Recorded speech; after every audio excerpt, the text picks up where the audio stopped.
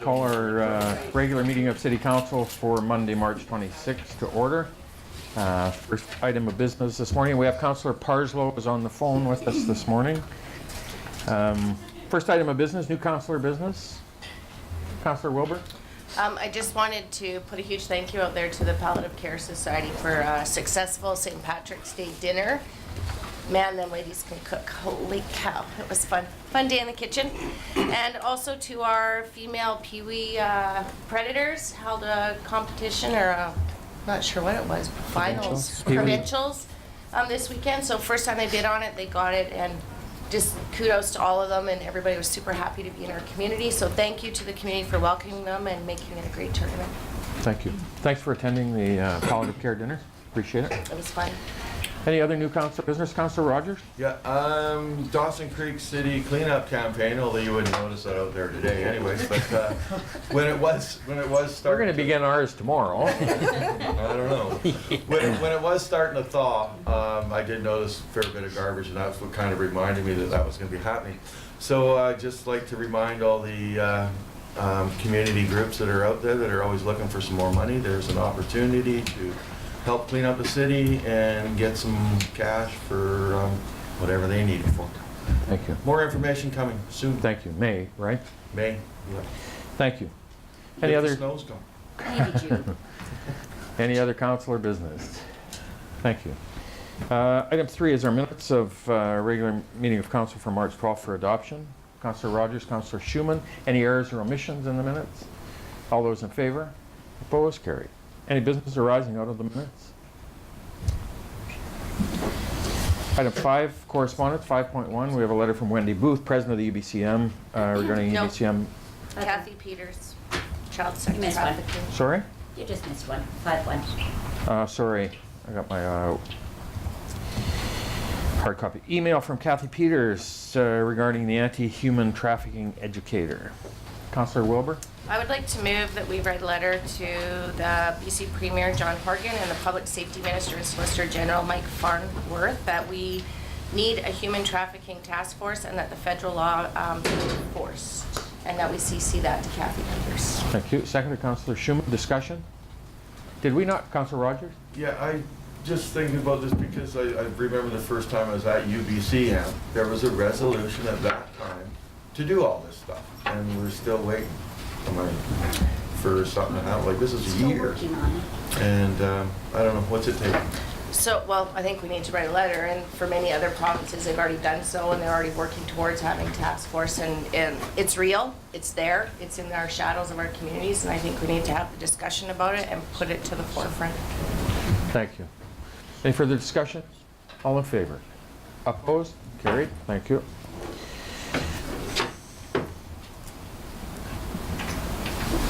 Item 5.2, we have a letter from Wendy Booth, President of the UBCM, regarding our UBCM membership. Councillor Schumann? I would move that we pay our memberships for UBCM. Thank you. Seconded, Councillor Wilbur. Discussion? And the amount is $7,279. Yes. All in favor? Opposed? Carried. Thank you. 5.3, we have a letter from Mr. Richard Payne of Southeast Senior Boys Basketball Coach regarding a request for a donation. I do not understand why he has to leave on this one. Because he's involved in the Southeast School sports with the rugby, I think, and part of that group, so. This is where we're at before this. Part of the basketball group. Yeah. Councillor Javeka? I'll make a motion that we deny the request, and I'll speak to it if we Thank you. get a Seconded? seconder.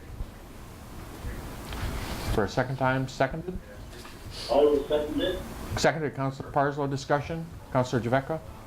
So we have numerous groups, sports groups, traveling to events, whether it's in the province or out of the province, and I think if we start funding them all, we're going to have to increase our $50,000 grant amount, and at this point I don't think it's prudent. Thank you. Further discussion, Councillor Wilbur? Well, we do have money in the grant envelope. No one's been applying for it. We have supported other teams with $1,000. I won't be voting in favor of Councillor Parslow's or Councillor Javek's motion, But I do believe these children are the children of our taxpayers, and they're representing our community, and they're out there traveling. And $1,000, divide that into 50, we can do a lot for the youth in our community, and we don't have an abundance of people coming in and applying for our grants. So the money's there, that's what it's to be used for. And maybe what we need to do in the future is look at that policy and change it on how we distribute that money. But we have given $1,000 out to rugby and to other teams, and it's our taxpayers' money and it's their children. And I think $1,000 to help them represent our community is well worth every penny. The request was 2,000? I understand that, but I would make a different motion. Oh, But okay. I'm just All right. saying, And we've given $1,000 out to other Sure, teams. thank you. Further discussion? Yes, Yep, go ahead, Councillor Parslow. my view is, what I seconded, we need to develop a policy on this. It seems to be such an ad hoc way to do this business. So I look for some policy, and I look for the articulation with the event tourism platform that we're developing. Thank you.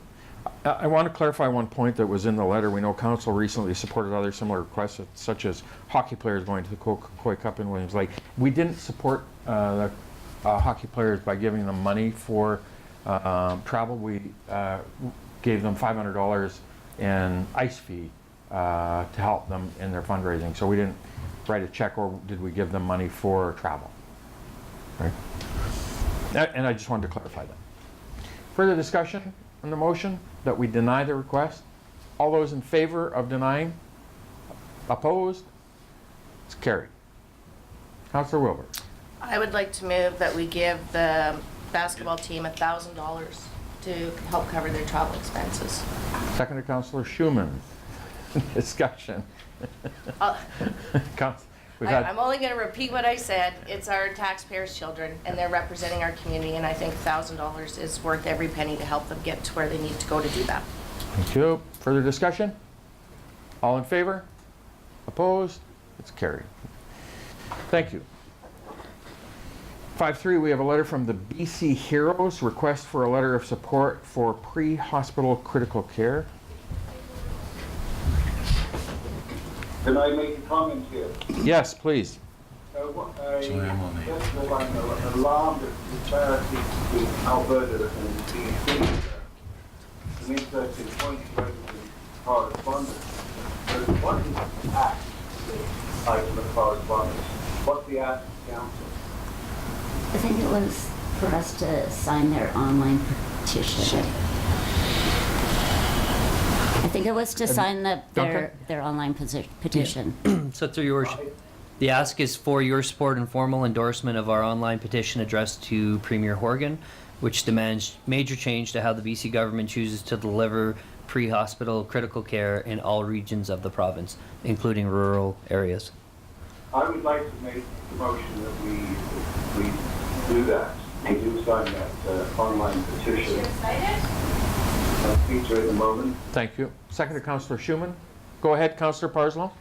Yes, this topic reminds me of the push that we've made in the past and other local governments in our region around STARS ambulance service. We have a lot of industry going on out there in our region, and I would like us to improve our services to at least approach the standards that they have enjoying up.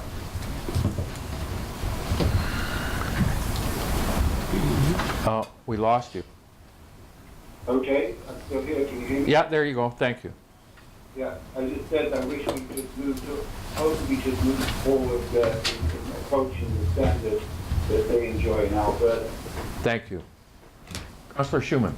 Yeah, so I met the president of this organization when we were at UBCM last year, and I found this very long letter that they sent us to be, as Councillor Parslow said, a little bit of alarming, considering the big difference between ambulance service in Alberta and what we have here. And and especially what we have here in the north of BC. And so I was going to sign this myself if council wasn't up to signing it as a council, but I wholly support the recommendation. Thank you. And one of the points Councillor Parslow made with respect to STARS and that service that's available with the Strategic Trauma Air Rescue Service, I think, and the Peace River Regional District, of which we're all part of, give $170,000 a year now to STARS to help support that emergency air helicopter service to the region. And there's another way for us to be able to see our residents have that service and enhance, but that's being partly funded through our regional district. Councillor Schumann? Yeah, the other thing that I worry about is this whole business of just signing an online petition. I have had conversations with MLAs and MPs in the past, and these online petitions, these change.org type of things, they don't go very far at all.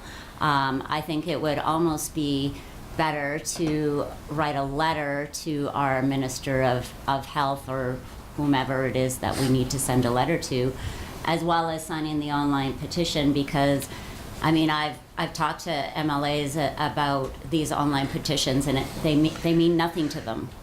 Calls to the office, letters to the office, those kind of things.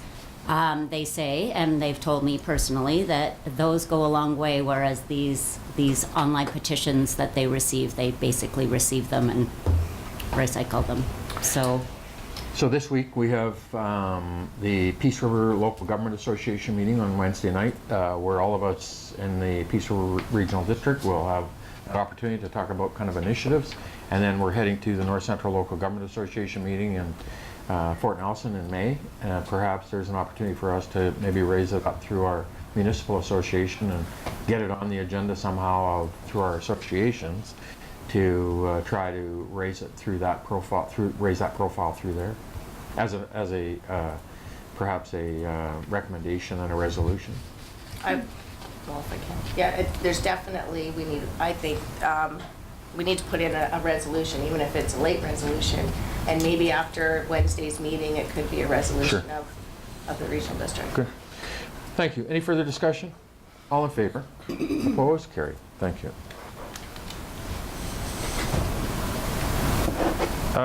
We have item 5.5. We have a letter from Mr. Stu Flynn, President of the South Peace Historical Society, regarding a request to transfer ownership of the city's 1942 Chevrolet Army truck. I would like to make the motion that we grant this request. Thank you. Moved by Councillor Parslow, seconded by Councillor McFadden. Discussion? Duncan? So go ahead, Charlie, or Councillor Parslow. There's been issues from time to time about the use of this truck, and I know this has been on the discussion for the Historical Society and with city staff around ownership. And the person whose name I should know, who left the city, who was in charge of tourism, he left for Penticton. He was working on this matter as well. It's sometimes people ask for use of this truck, I believe, and we need to get it up and running and available. Duncan? So through your worship, often in cases like this, if council decides to transfer ownership, we try to retain the ability to use that truck for special events, and also the first right of refusal in the event that they want to dispose of it. So council may want to consider that. And there's no requirements for us in terms of giving it, when you dispose of public property, that you sometimes have to put it out for public offering? Yeah, we may, and Cindy can talk about that, we may have to do the notice period if we're not getting market value, and see if anybody is opposed to that. Cindy, can you talk about the process a little bit? If it's required, then we will need to do public notice in the paper, but it's not a helping a business, so we should be Okay, there may be process. Councillor Wilbur? I'm trying, is this the vehicle, it's at the Alaska Highway House? Where is this vehicle? No, through your worship, this vehicle is located out at the Pioneer Village right now. I'm just trying to figure out which vehicle this is. Just a comment, remember that everything if the Historical Society was to dissolve, all of the assets would go to the city. Thank you. Is it possible to put a plow on this truck to plow snow? Yeah, probably. Yes. Maybe are we jumping the gun a little? Any further discussion? All those in favor? Opposed? Carried. Thank you.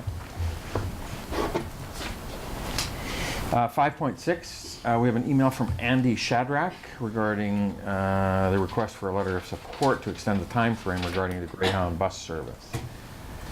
Now this has kind of been perking along since last fall when Greyhound made the announcement. The Passenger Transportation Safety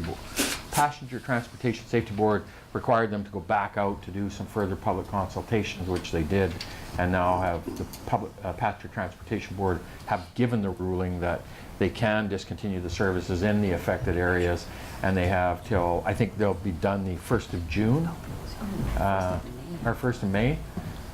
So this is a letter of request from this gentleman that we try to see if we can get the extension of that time frame.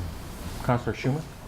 I mean, I think that considering the fact that there is nothing being put into place to make up for the service leaving, I would have no problem at all sending a letter of support to extend the time frame. I mean, even if we got 6 months out of them in order to try to figure out with the province or with our communities or regional districts or whatever about what we're going to do. So I would move that we support his request and send a letter asking for more time. Sure. Seconded. Councillor Wilbur. Discussion? Councillor Rogers? That's where I'm going to get myself in trouble on this side of the room. So, to be clear, we have a private company that wants to quit working, basically, and are offering a service. So we've got government telling them they're not allowed to do that? Help me, somebody. So, go ahead, Councillor Wilbur. No, the Transportation Board has accepted their proposal to stop the service, and they gave them a timeline that they wanted them to continue service to, which was June 1st. As of June 1st, there would be no service. This is only asking the board to talk to Greyhound and ask them to extend that time period until us smaller rural communities can try and come up with something else. alternative. But they're not asking them to reinstate their service, just extend that cutoff date. And I know that the Minister of Transportation reached out to me, and I know the regional district, and I believe they've got a meeting scheduled with the minister here in the next few weeks, who's coming in. They're looking at exactly that in terms of how and what can be done to try to find an alternative and an option of passenger service for the affected areas, and certainly for northeastern British Columbia, Prince George to Dawson and north. And I know that's ongoing as we speak. And I know I've met with a local company to look at, ask them to see if they can put a package together of a proposal so that when we do meet with the minister that we got maybe an option of somebody to say, here's what I could do and here's how. So I've done a little bit of work on the side on it and trying to find a way for an option for that service. And I want to clarify, this is passenger service, not the freight service in terms of what Greyhound offered, because that was a concern for businesses as well, that they were worried that losing that freight service, and it's my understanding the freight service will continue, just not the passenger service. Any further discussion? Ready for the question? All in favor? Opposed? Carried. Thank you. 5.7, we have an email from BC Honours and Awards regarding the Order of British Columbia 2018 call for nominations. And so, Councillor Schumann. For information. Thank you. Councillor McFadden. Discussion? Councillor Wilbur. Yeah, I agree to receive it for information, but is it something that we can put out through our social media so the public's aware that nominations are open? Yeah, we'll do that and post it on our city's Yep. Thank you. page. Thank you. Any further discussion? All in favor? Opposed? Carried. 5.8, we have a letter from Bert Goulet, General Manager of the Mile Zero Park, regarding a request for permission to add 5 additional new campsites to the park. I would move that this request. Moved by Councillor Parslow, seconded by Councillor Javetkov. Discussion? Councillor Wilbur? Are these going, I'm not sure that I read it somewhere there, are these service lots? Yes, Yeah. Yeah. And the infrastructure's already there? they will be putting it in, as they usually do, through cooperation with other groups. Yeah. Perfect, thank you, I just wanted Thank that you. out there. Councillor Rogers? I just wonder if staff has any comments regarding that? Duncan? So through your worship, the one area we did follow up with, there is a sewer line that runs through that area, and so we were following up to see if they were going to be pull-through sites, because it's fairly shallow infrastructure in that area, and it sounds like they're aware of that infrastructure and they plan to actually tie into it. So they've taken that into account, so we don't have concerns at this time. Good, thank you. Any further discussion? All in favor? Opposed? Carried. Thank you. We're a little ahead of 9 o'clock, so we're going to move into our 7-1 report number 18030 from the Director of Corporate Administration regarding our council committees and appointments. And I'd asked sometime earlier this last fall, I guess, to look at these council committees just to make sure we were current, relevant, and had them all documented. And so this is the report that Brenda had done originally, and then we've done some follow-up. Councillor Schumann. Yeah, I've got a little bit of problem with the number 3 that pertains to me and what I'm up to. So I do belong to the BC Municipal Climate Leadership Council, but the group that we are members of, that we as in a council, not me as in Schumann, belong to, is the Community Energy Association. So we pay dues at the Community Energy Association, and I liaise. I am the community person to report to that group. I do belong to this group here also, but I feel like there's been a miscommunication about, I mean, I'm fine with it sitting there, but it's the Community Energy Association that we belong to as a community and that I liaise to. So we'll need to. This is kind of wrong. I mean, it's right, but it's kind of wrong. So we'll adjust that? Yes, please. Thank you. Further comments? And we're obviously this year in 2018, we'll finish off this year going into the election, and then with the new term, and that's one of the reasons I really wanted to kind of get this list clarified and have this year going in, and we'll have some further discussion with those who are intending to run and those that aren't, so we can make sure I have the committee list in complete so that we anticipate for the next council and mayor. Duncan? So through your worship, the only other area I would draw attention to, Brenda was asked to provide some information on voting members and when you can vote and when you shouldn't vote, and essentially she's written a paragraph in there that says if you sit on a committee within the community, whether you're appointed or whether you just participate in that committee, if you're a voting member, she indicates it's best practice not to vote in council on it. Yeah. And I think all of us have kind of taken that now, Yeah. understanding that, and say, look, if our fiduciary duty to our electorate where we're elected, we are pretty judicious in terms of how we're being involved in different things. Good, thank you. Further discussion? Need a motion to receive? Oh. Councillor Schumann, Councillor McFadden, discussion? All in favor? Opposed? Carried. Thank you.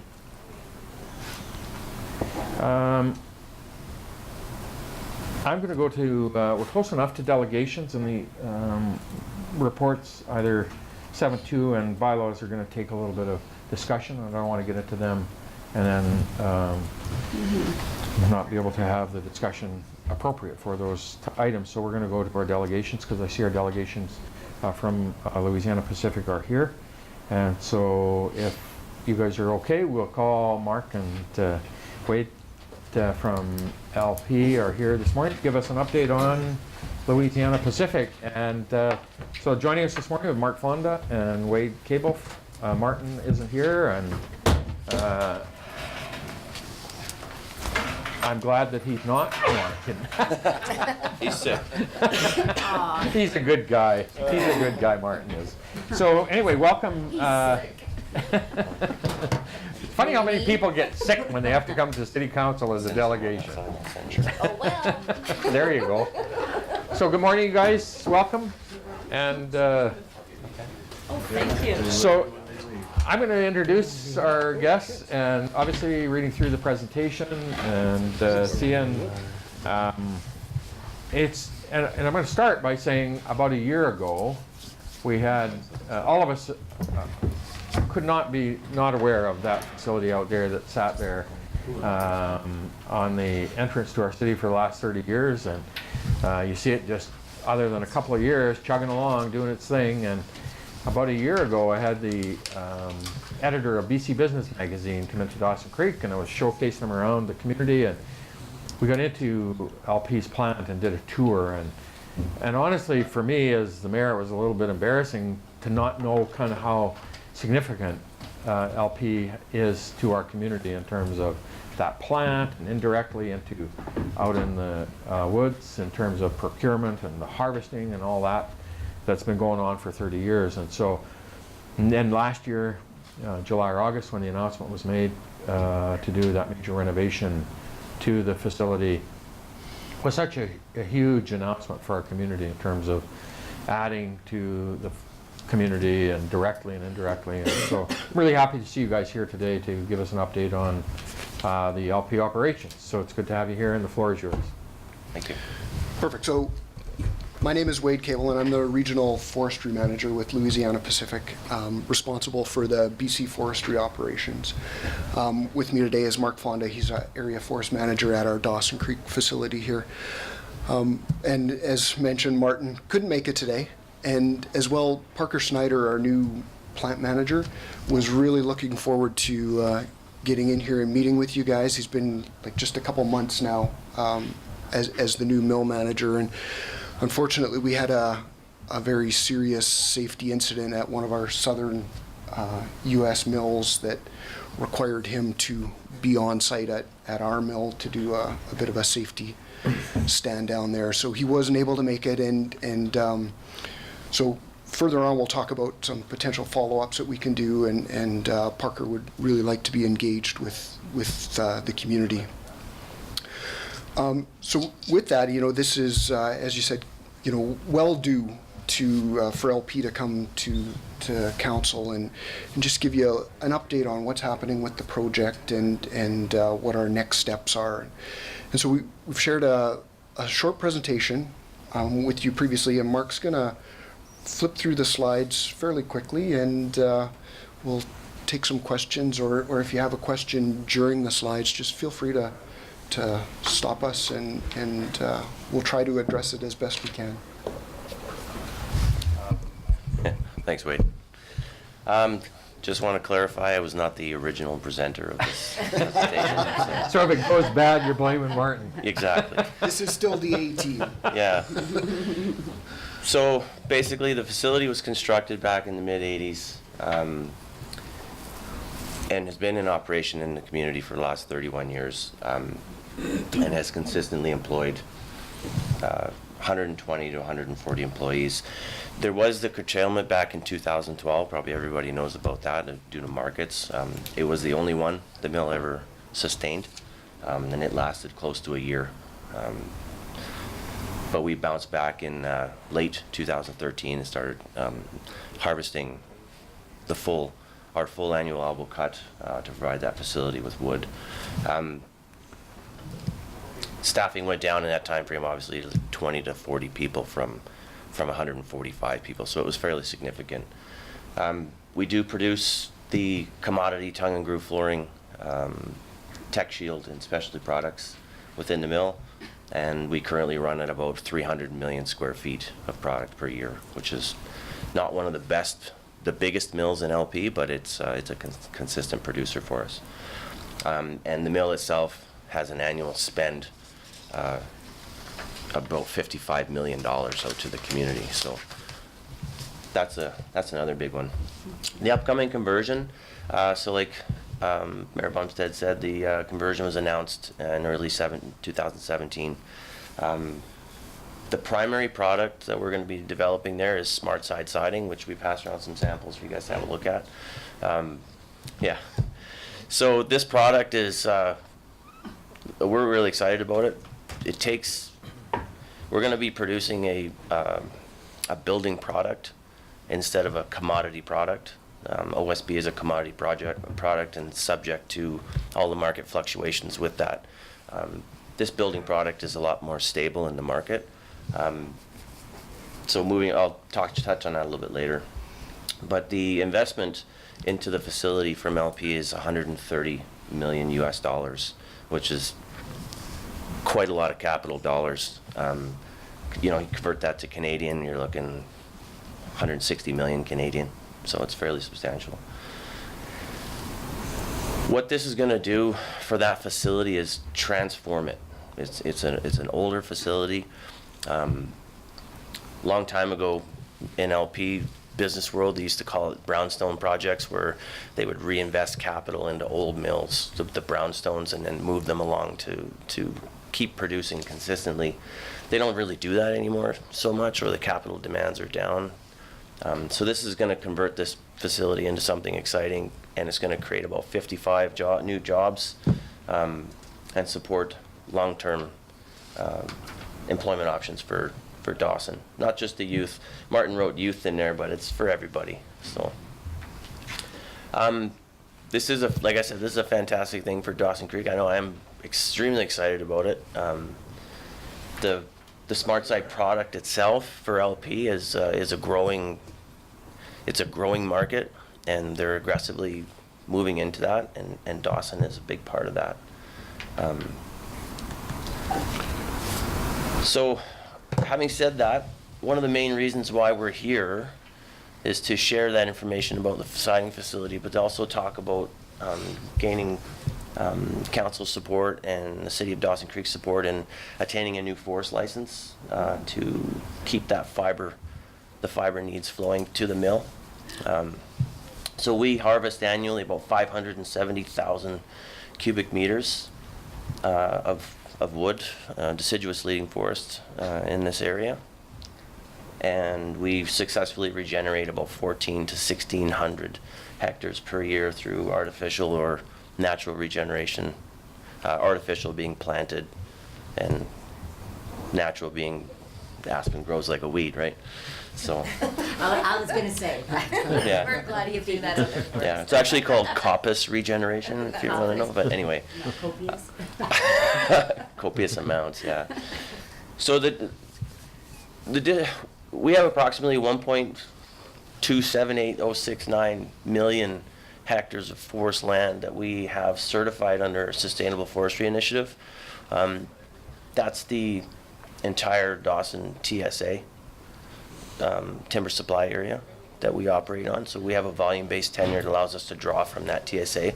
Our crown forest is sustainably certified with a third party, of which we just successfully passed our third party audit just last September. So with that, it's LP employs, the forestry office has employed between 8 and 18 staff over the years. We presently employ 5 prime logging contractors with an employee base of around 110 people. We employ at least up to 4 forestry contractors, which look after our silviculture, planning and development operations, engineering, waste residue, hazard abatement surveys, all of the essential pieces to managing a Crown Forest license. We also employ up to 20 staff that they put towards our work exclusively. And this siding facility will require around a similar fiber need for that. So the request for the forest license replacement, so we currently have a non-replaceable forest license that expires in May 14th, 2020. There's some numbers up there that it gets kind of complicated, but there's some numbers up there around pulpwood agreements and forest licenses. Basically, back in the mid-'80s, we were given a pulpwood agreement for an opportunity. It's different from a crown license. It is a crown license, but it's different. An opportunity to harvest around 452,000 meters.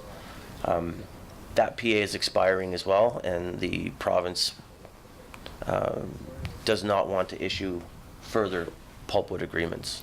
They want to move towards a more solid tenure base. So like I said, we currently have a forest license which provides us with 348,000 cubic meters per year to our facility, and then we, on the open market, procure the other 30% that we need to run our facility on an annual basis. So what we're requesting from the government is a non-replaceable forest license with restrictions. So it says restricted forest license on the presentation, but it is a non-replaceable license. It'll be good for, we're going to ask for another 20-year license, and it'll have competition restrictions on it. So it'll be geared towards our facility since we're the only deciduous licensee in the area, inclusive of Peace Valley in Fort St. John. So we'll be looking for a replacement volume of 452,000 meters, which is inclusive of our PA volume as well as our current forest license. So 104,000 for PA and 348 for our crown license. So what we're asking for is a letter of support for that.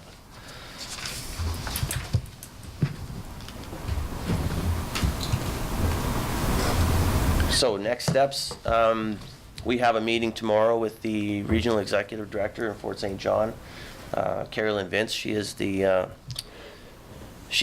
person who we will make the application to route it up through government channels up to the Forest Minister himself, and let it churn up in there for a while and then come back down to us, and she'll actually be signing it. So we'll be making a very similar presentation to her tomorrow.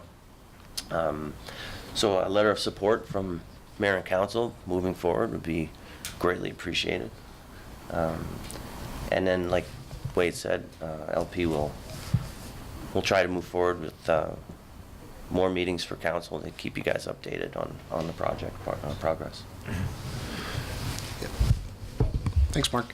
So, certainly we're in the process of following the government regulations to renew our forest license, and the recommendation for going to the restricted license application actually came from the 10 years branch within the province. So this isn't something out of the ordinary that they've suggested that we approach, and for us, we're just looking for certainty. We're investing $130 million into our mill, and we're looking for some certainty of future for a wood supply, and we're extremely confident that that the timber is out there, and we're proud of the work that we've done over the last 30 years in renewing the forests and keeping that fiber supply available. So, yeah, and moving forward, one of the things that we're going to discuss tomorrow is in moving to this single license, we have to give up our pulpwood agreement earlier than its expiry date. So it's a little risky for us, but we feel we have a good track record and have had a good standing within the community and the province that we're prepared to do that, to move forward. And so we're excited about this for Dawson Creek and for LP as well. We're extremely excited about the changes happening out there. So I just have just a few other little notes that Parker had passed along that he wanted to speak to. So in terms of what's happening out there today, they have about 40 contractors on site right now, working to prepare the land and doing the building work and tying into infrastructure. So over the next till the end of October, equipment's going to start arriving, and they're going to tie in what they can as they can. November is going to be a shutdown of the facility, and there'll be a 3-month period to install and tie in all of the equipment. And so between now and that first quarter of 2019, there's going to be upwards of 140 contract employees on site, including our 240 employees. So it's going to be a very, very busy place. Yeah. So even when you do shut down, your employees That's are right. still going to be busy in there? Yeah. Yeah.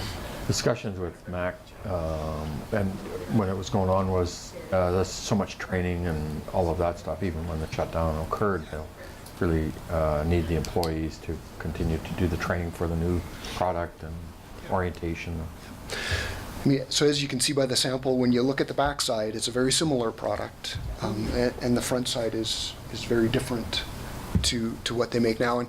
And with our siding process, quality is well, safety is number one, but quality is extremely important, and so I have experience in taking our Swan River facility through the change from OSB to siding, and very different process in terms of if there's a quality defect, it's all stop right now, fix it, because that's on the outside of the building where everybody sees, whereas the OSB, you can have a blemish or two because it's going to get covered up by something. So, a very different process to get used to for the employees as they learn new jobs. Yeah. I think it's important to note as well that the Dawson facility will also run OSB as well. It'll retain that ability to run strand board as well as siding. The primary product being siding. So when market demands need, for example, Swan River last year ran 60 million feet of OSB because of market need. So we'll retain both those abilities. Councillor Jacka? So you said there's 55 new jobs. Is that in addition to the 120 or so that you've got? That's correct. Yeah. Over the last 6 or 7 months, I've been able to stretch that number up considerably.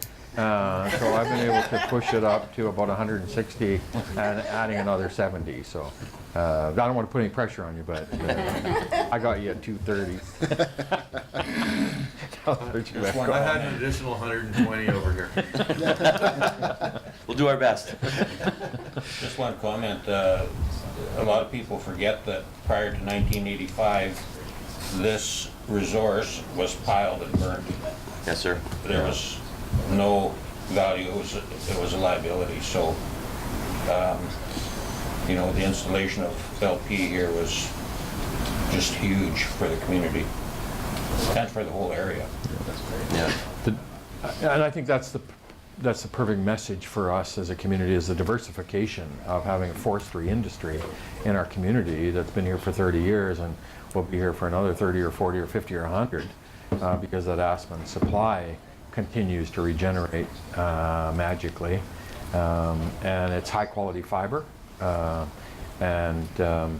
so for us to have this diversification is just enormous to add to the agriculture and oil and gas sector and the forestry sector. So we absolutely will bring your request back for a letter of support to Mayor's Business later in this meeting. I won't presuppose what council will do, but if you guys could maybe give our administration some detail in terms of what you'd like to have in that letter, should council approve it, then that would help us get it out for you for your meeting tomorrow. And if you want the mayor to go with you to that meeting tomorrow, then we are going to Kofi, Council of Forest Industry, in I'll see you there. April next week. I'll see you there. And so the minister will be there, and Councillor Wilbur and I will be going. So if you think there's anything we could do to get our, because we absolutely can get to some of the senior folks there, and anything that you need from us to help us from that perspective of getting it up the way, we'd be happy to do that and help. So I want to thank you guys for coming in this morning. Obviously, appreciate the update and the presentation and the commitment that LP have made to our community and the region. Thank you. Thank you very much. Do we want to take a 5-minute break? 7-minute break? And if you need a showcase home, the mayor's new home has siding on it. That stuff before I got hearty plague. And then when I got it back. I don't know where I got it. I got it out of Edmonton someplace when I built my new home. And it does have it on it, but I don't know if it was your guys, but it's exactly that, right? That's back to order, and our legacy might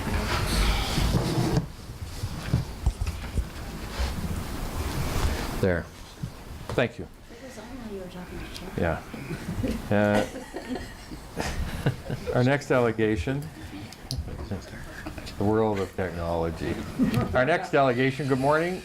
We have Barry Raynard and Ryan McIver and Richard Powell here to give us an update on the World Under-17 final report. So I'll turn it over to you guys. Good morning, welcome. Good morning, Your Worship and Council. This is truly a team of technology. We'll see how far we go with ours. First and foremost, I want to thank Council again for the opportunity to host the Under-17 Challenge. I think by reading the report, you'll see a lot of success from both the Fort St. John partnership and ours, and publicly able to reveal some of the numbers and look at the legacy through a presentation, slideshow, and then answer some questions. But first I wanted to start off with both individuals on my left and right. Ryan with the Encana Event Center. Without the Encana, truly, the support staff that they put in, the time and effort that they support us with the ticketing marketing was incredible. And thank you to Ryan's leadership and his team for that facility being a first class and world class. To my partner on the left, who I met Mr. Powell 10 years ago, and he became a very close friend. I remember Councillor Charlie and the staff when I first came were working on the BC Winter Games, and Mr. Powell has a long legacy within the community in sport recreation and certainly has stepped up to the plate, led his delegation of volunteers extremely well. And I think, Dick, right back to 2012, we did more shoulder tapping of people that came back, didn't ask why, just what do I need to do? Speaking volumes for the volunteer recruitment that we have in our community and the legacy of some of the end result of those people continuing to be coaches in our programs, volunteers in our program, fundraisers in our program. So, Mr. Powell, thank you very much. I think we'll start off. That was for you, Dick. I think we'd start off the slideshow. Sabrina, we're ready to go. I just have to use our technology and start pushing buttons. Okay, away we go. Such a good one. Okay, and this is the video that you're going to load from the back. There we go.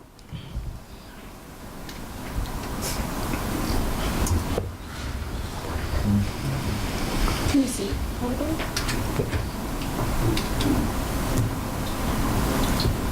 Quick changes, because we've only got 2 lines, so quick changes, you guys. Bay River and Fort Smith are 2 of our southernmost communities. They're tied into the road network, so they have the advantage of being able to drive down. In the case of Fort Smith, it's about an 11-hour drive to get here, and then for Hay River, it's about 8.5-hour drive. So it's not a short drive, but for us northerners, that's actually a pretty reasonable drive. Our hockey season is a little difficult this year because we don't have an arena. So we're playing ball hockey in the school gymnasium twice a week. We've been to Fort Smith for 1 practice, and then hopefully getting some more practice in Smith and getting a few tournaments. Well, I haven't played hockey in a while, and it's always fun to come down and play some hockey and have some competitive games. And our team hasn't had much practice. We've only been in the gym playing floorball, so it's a little tough to come down here and play some nice, tough hockey. We don't have a rink, so we don't get to play on the ice lots, and it's going to be really, really fun. Our only chance to play is when we travel to tournaments. So typically we travel to 3 tournaments a year and host our own. We're playing 16 to 20 games a season and practicing. We get a lot more practice than games. We raised about $7,000 So a lot of fundraising. So it was they did it mostly over the summer, but the opportunity it just outweighs the the cost and the effort. So it was neat. It's an opportunity these kids don't always get. So being from where we are. Well, when we first heard from Hockey North that our team was going to have this opportunity last spring, I mean, our kids started getting excited as of that moment. They were so thrilled to get the chance to watch the games at the U17 World Championships. I think just about everyone here is just all the good stuff, right? Because ice times have been limited for our kids in Haymarket this last summer. So yeah, just from the first moment Hockey North made this opportunity possible for us, we were just on board. We had our hotels booked the next day, and they've been counting down the days to the trip. I'm so excited to watch really good players and really good hockey. It was a reference of like how to play, and it'd be cool to watch. We find our kids though get a tremendous lot from the travel, which is an excellent opportunity. It's family time. There's those moments in the car, looking at a bison out the window at 5 o'clock in the morning on the way to Fort Smith or wherever you're going that are pretty neat shared moments. The experience of seeing the kids working together as a team again in a completely different environment is really neat, and just the knowledge that this is what you do for the game, it's in all their hearts. Seeing these kids come here and have the smiles on their faces, and their parents too. It's a lot of work for parents to come to these events. It's a lot of travel. They're paying for a lot of the expenses themselves, but they're doing it for their kids and their family because they see the value in it.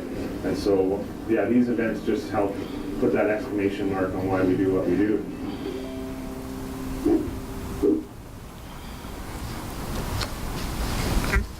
Okay, thanks for that, Sabrina. So that was one of 4, I believe, YouTube videos that ran on Hockey Canada and were ran through the whole event. There was a very good one of both mayors as well, promoting the event and getting to say a lot about our communities. I'm going to ask Ryan. I asked Dick if he wanted to say a quick few words on behalf of the host committee. He's shy. So I'm going to turn it over to Ryan for a couple words. This is the second World Under-17 event, and I think it just, the event itself just sort of reiterates the fact that Dawson Creek Fort St. John has the ability to host these international events, not just once, but as a rinse and repeat, a repeatable experience. And from the venue side, whether it be all the venue operations and the preparation and everything relating to the venue and feeding the teams, etc., but just even from the ticketing side and the sponsorship side, it just really showcases not just about the venue or the Canada Event Center, is that it is a multi-community, multifaceted, it is a watershed moment for the Peace region. And I think that it isn't one group or one person, it's multiple of individuals and teams and volunteers that put this event on. And it's to do it 2 years after the same event, I think it's just incredible to see what we've all accomplished. Okay, so we'll continue with the slide presentation, please, Sabrina. I've got control again. Okay, this was a quote from Joe Drago. Most host communities want to do well and work to do well, but this one I think does very well. They've gone over the top by 2 years ago, and they're going to go over the top this year again. Joe Drago, as everyone knows, is the chair of Hockey Canada. Mr. Drago spent both events and stayed from start to finish, and I can tell you he really uses our community as that leverage in his hometown of Sudbury. We're going to talk a little bit about the economic impact. There's a full document that we supplied for council. We're going to do an overview of the 4 aggregate report. Very quickly, looking at the economic impact of the initial expenditures. These were expenditures put in by Hockey Canada, the tournament, and those factors are huge. And along with the spending of the visitor, moves us into that $3 million range. There's overall economic impact activity within the province of $3.3 million. We had 1,167 out-of-town visitors. When you look at the big report, breaks it down and where they were coming from. There were people that came all across Canada, most to see their boys play. There were international visitors as well, but certainly a lot of visitors from the North Peace. And if you saw a number of visitors that I think was impressive, was their first visit to the Peace and their reply back that they would visit again. So there's a number of economic impact statements there. We can probably have some discussion if you have some questions around it. And again, Ryan and I will report out on all 4. There's some great information in the 4 reports for council as they move forward in looking at what those impacts are and what economic spin-offs that events, especially if they're done correctly, can have in your community.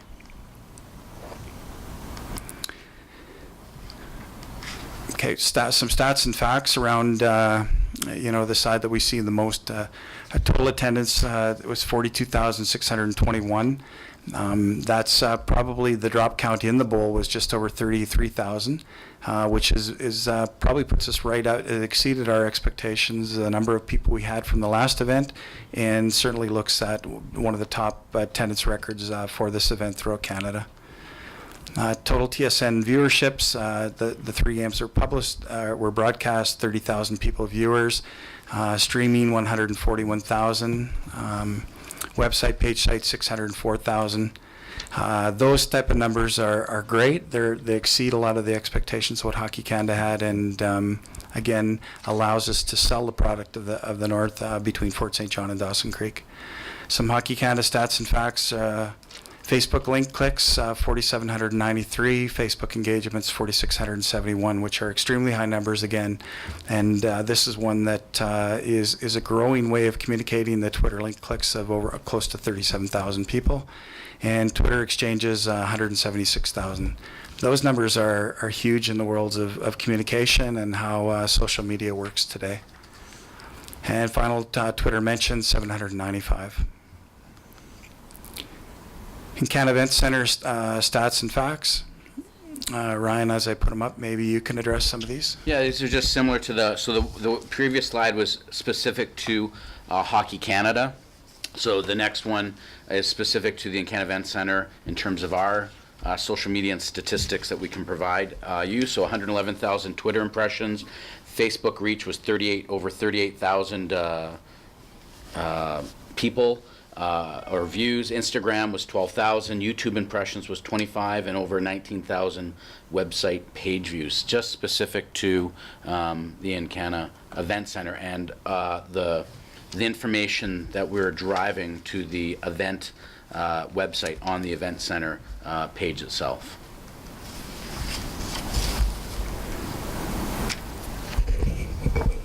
Okay, we wanted to report out on 2 very critical. The financial documents are in the one report. I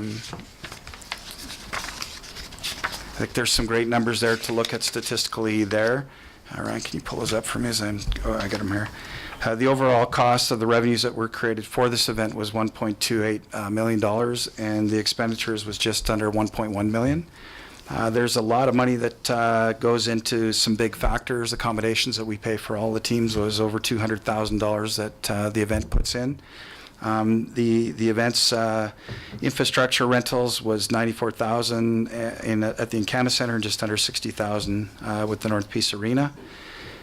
Another huge factor in the North is busing. $116,000 went into our busing partnership, and that probably is one of our bigger challenges in relationship to in this case, we had to pick up teams out of the International Airport out of Edmonton and a large movement of materials and supplies. And the next one that's probably the most impressive is food.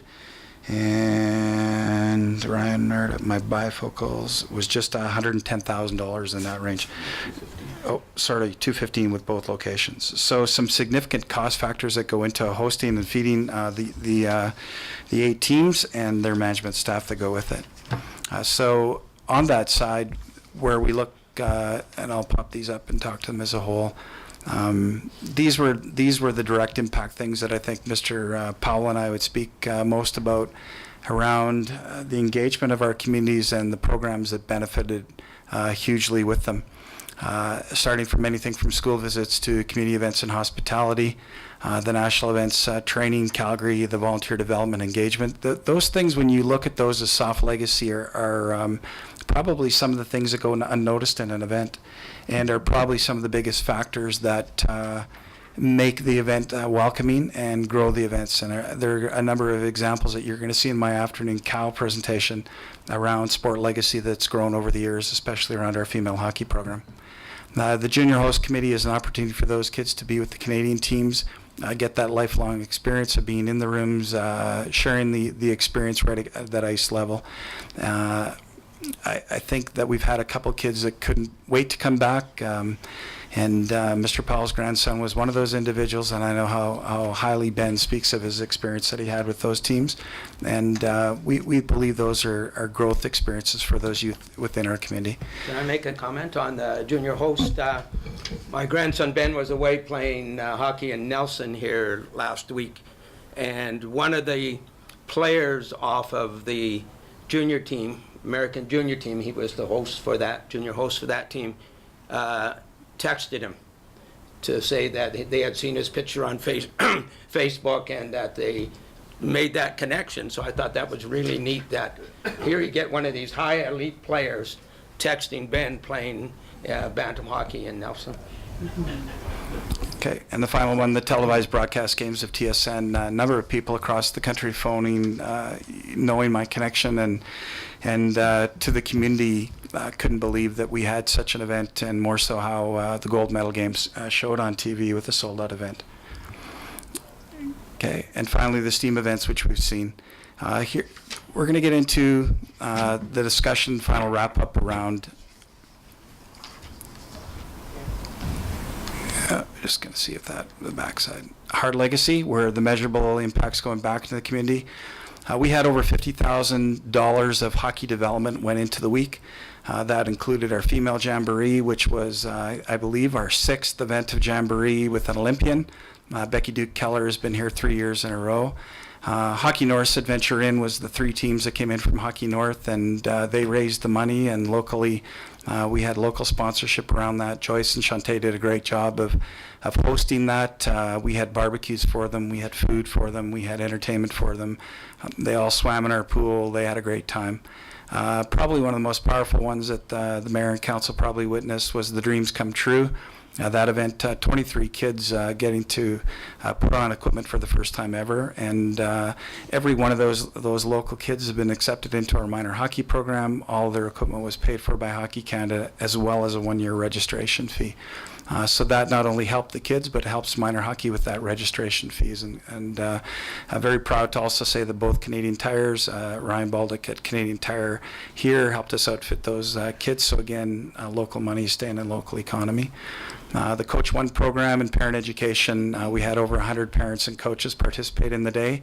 And finally, the IP Novice Jamboree Cross Ice Full Ice program had 370 kids all the way from Fort Nelson and all throughout our region participate, which is probably, if you can believe, in one day, one full day of a Saturday development, that 3 rinks were, actually 4 rinks were completely full. The Kin Memorial and the 2 rinks at Pomeroy full with development, and that was on our down days. So a lot of legacy that we believe we've set a footprint for development of all sports, but specifically as we bring our communities together before we hit the winter seasons. Dawson Creek Minor Hockey was a direct beneficiary of almost $40,000 in 50-50. That continues to grow their development programs around coaching, player development, and focus around some female growth and development underneath their strategical plan. They also received money from BDO Dunwoody for Goals for Kids. Each community split $5,700. $100 for each of the Canadian goals went for minor hockey development. Additional grants awarded to date. We had a $5,000 check go to our Special Olympics ski program up at the hill, and I think that was an awesome opportunity for us to continue our growth out into the sport community. We did $5,000 sponsorship. We helped the Hospital Foundation raise some money, and that was very key. The key element for that, for our sponsorship, was the ability for them, 2 of the hockey players, the coach, to go into the hospital to be part of some of our sick patients in the hospital program. And they also came out and skated with 60 of our young pre-novice, novice kids, and I think that was probably a thrill for those kids, as well as participating in the night program. And finally, we have a presentation that we'd like to do today. I think our check is out in front, and we'd made a promise at the start that we wanted to Mr. Powell is the key keeper of the key in the end of the development side of awarding of the grant program. Felt right from the start that we wanted to hit some more kids in need, and I think, Dick, if you could, please, $7,500 check to Kidsport. And we're going to ask Councillor Sherrill and Aaron Oliver to come up front for that presentation, please. Yay. I do believe the councillor and Aaron are, and Shaylee are the board, Dick. So, Worship, could you jump in there as well, please?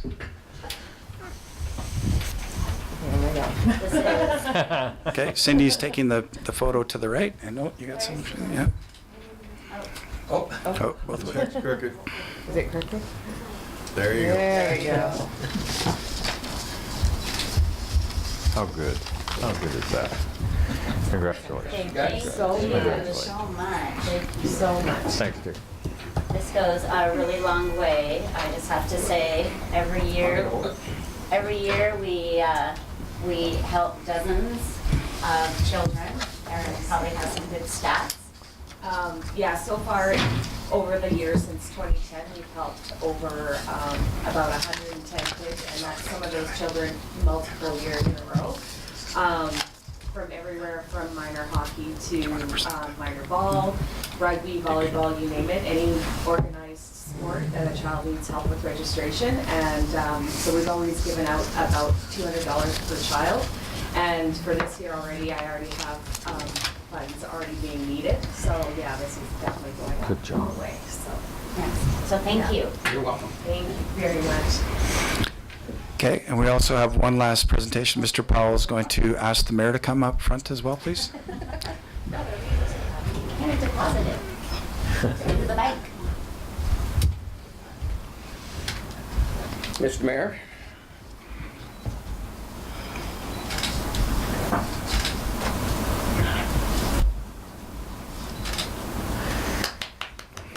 Thanks, Dick. Thank you. Obviously, the success of this, as these guys are saying, goes a long way in terms of our community, and we love the fact that we've got to do this twice, and we'd do it again in a heartbeat. Okay, thank you. And Mr. Powell has gotten over his shyness and would like to talk a little bit about the host committee, and we'll wrap up. Well, when we were talking about legacy, I think one of the soft legacy that we sometimes forget is the volunteer people that help. And over probably not just the two U17, but going back to the U18 and the national ladies team being here, some of those people worked on all of those events. And the thing I noticed about it, working with this committee, is they were so good at what they were doing that made my job very easy. Like, I had the easiest job there because everyone had all that experience, and we did it by shoulder tapping some. And I think that legacy will go on because most of them were younger people than me, and I just know that they're able to volunteer again. And when they volunteered, I thought about this a while ago, is they all had jobs as well. So not only were they volunteering to work on the U17, but they had their regular jobs to do. So a big time commitment on it. But I think the results of what we saw from the audiences in attendance at our games, that it was well worth it from the committee's perspective. Good. Thanks, Dick. Okay, if there's any questions, we can entertain them now. And for that, thank you very much. So I think I just want to close off, if I can. You know, as it was concluding, and I said I didn't know that we could you could ever experience something better than the first time we hosted it in 2015. It was just unbelievable. And even though we didn't win the gold, even though we didn't win the gold medal, I honestly felt this was even better. And I think some of the statistical stuff speaks to that in terms of how good it was and how good attendance was and how all of those soft legacy, but just the pride that our community felt about hosting this one more time and demonstrating how positive, how strong it was for us in Fort St. John. And so obviously to Dick and Paul, the tournament chair, did a great job. We couldn't do it without, as you guys have said, without the volunteers, but Ryan and his staff at the Encana Event Center, that's what gives us the opportunity to do this, I think, in terms of having that facility with that expertise and all the volunteers and all the sponsors. It just goes on and on and on, and our own staff with Barry and staff within the city that allow us to host a world event that comes to Dawson Creek and Fort St. John that doesn't come along to very many communities, and we should be really proud of the fact that not only did we deliver on it and host it, but we did it in a world-class way. So thanks to you guys, obviously, for all the work. And I know a lot of days, long days went into getting this thing done. And so just on behalf of Mayor and Council and all the residents and all the folks who participated, I wanted to say thank you to you guys for all the work you put into it. Yes. Thank you.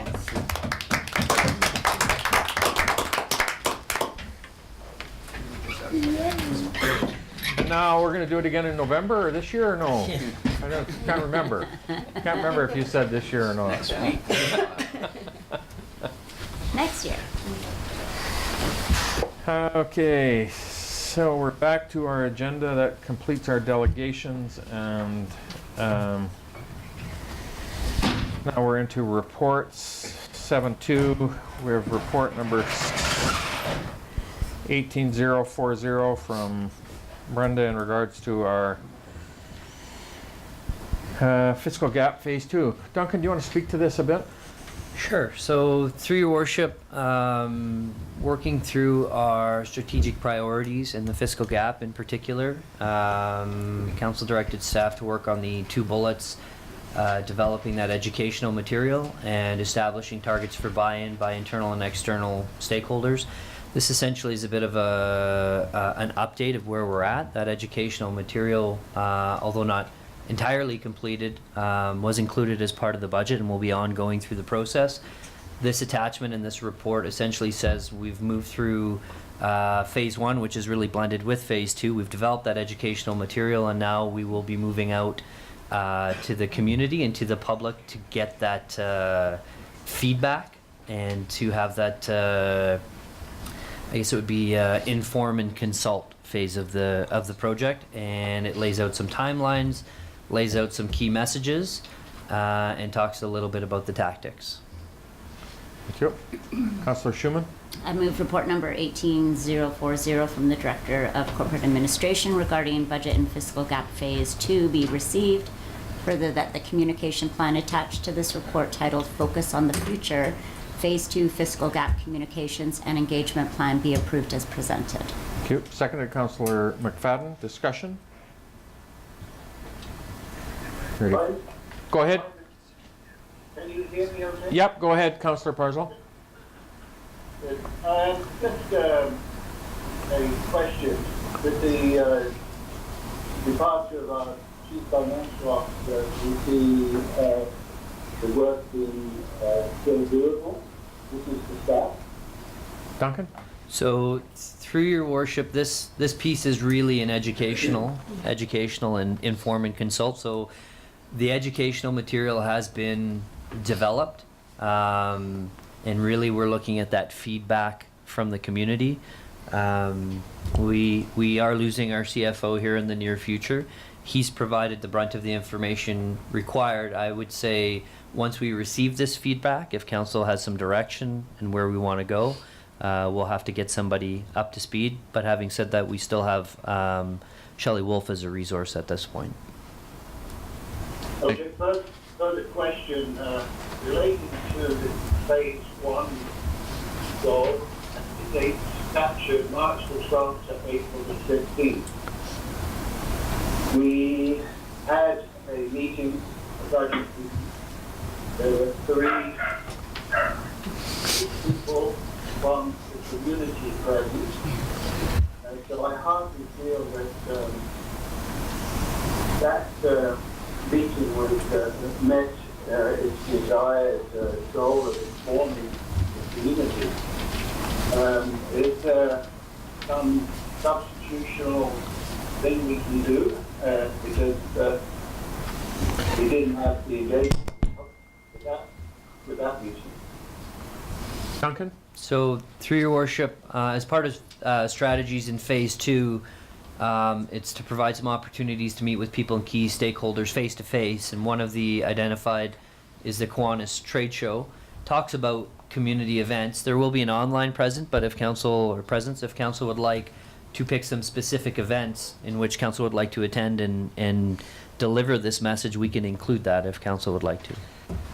Yeah, I think honestly it's a good point that's been raised by Councillor Parslow, is this lack of participation that we seem to be able to grab from the public as it relates to this discussion around the financial future, the fiscal gap of the community. And I think certainly I really like the idea. There's a lot of traffic goes through that trade fair, and I know that the Home and Garden Show, and I know that gives us a lot of opportunity to engage, and I think we need to kind of put some thought into that to provide some opportunity and material. I know our focus is going to be around the airport and there at the trade show, but we really need to find a way to try to engage our community in this discussion, because without that, it makes it that much more difficult for us to engage in terms of provide that future without having the community engaging in it. So, Councillor Schumann.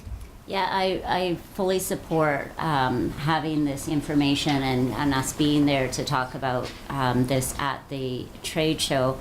I had called into the meeting, last meeting I called in because I was out of town.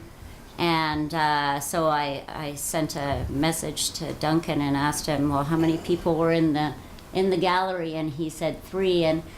And yeah, I think it's a challenge to get people engaged, but also I tend to think in my head when only 3 people show up to our budget meetings, that what does that mean? Does that mean they're not concerned, the community is not concerned, or does that mean that they're happy with us dealing with this stuff? Or, you know, like a lot of questions come to my mind when I see that only 3 people show up. Like, maybe this is a big deal to us and maybe not to the community. I don't know. Like, those are the questions that came to my mind when I hear 3 people show up to budget consultation.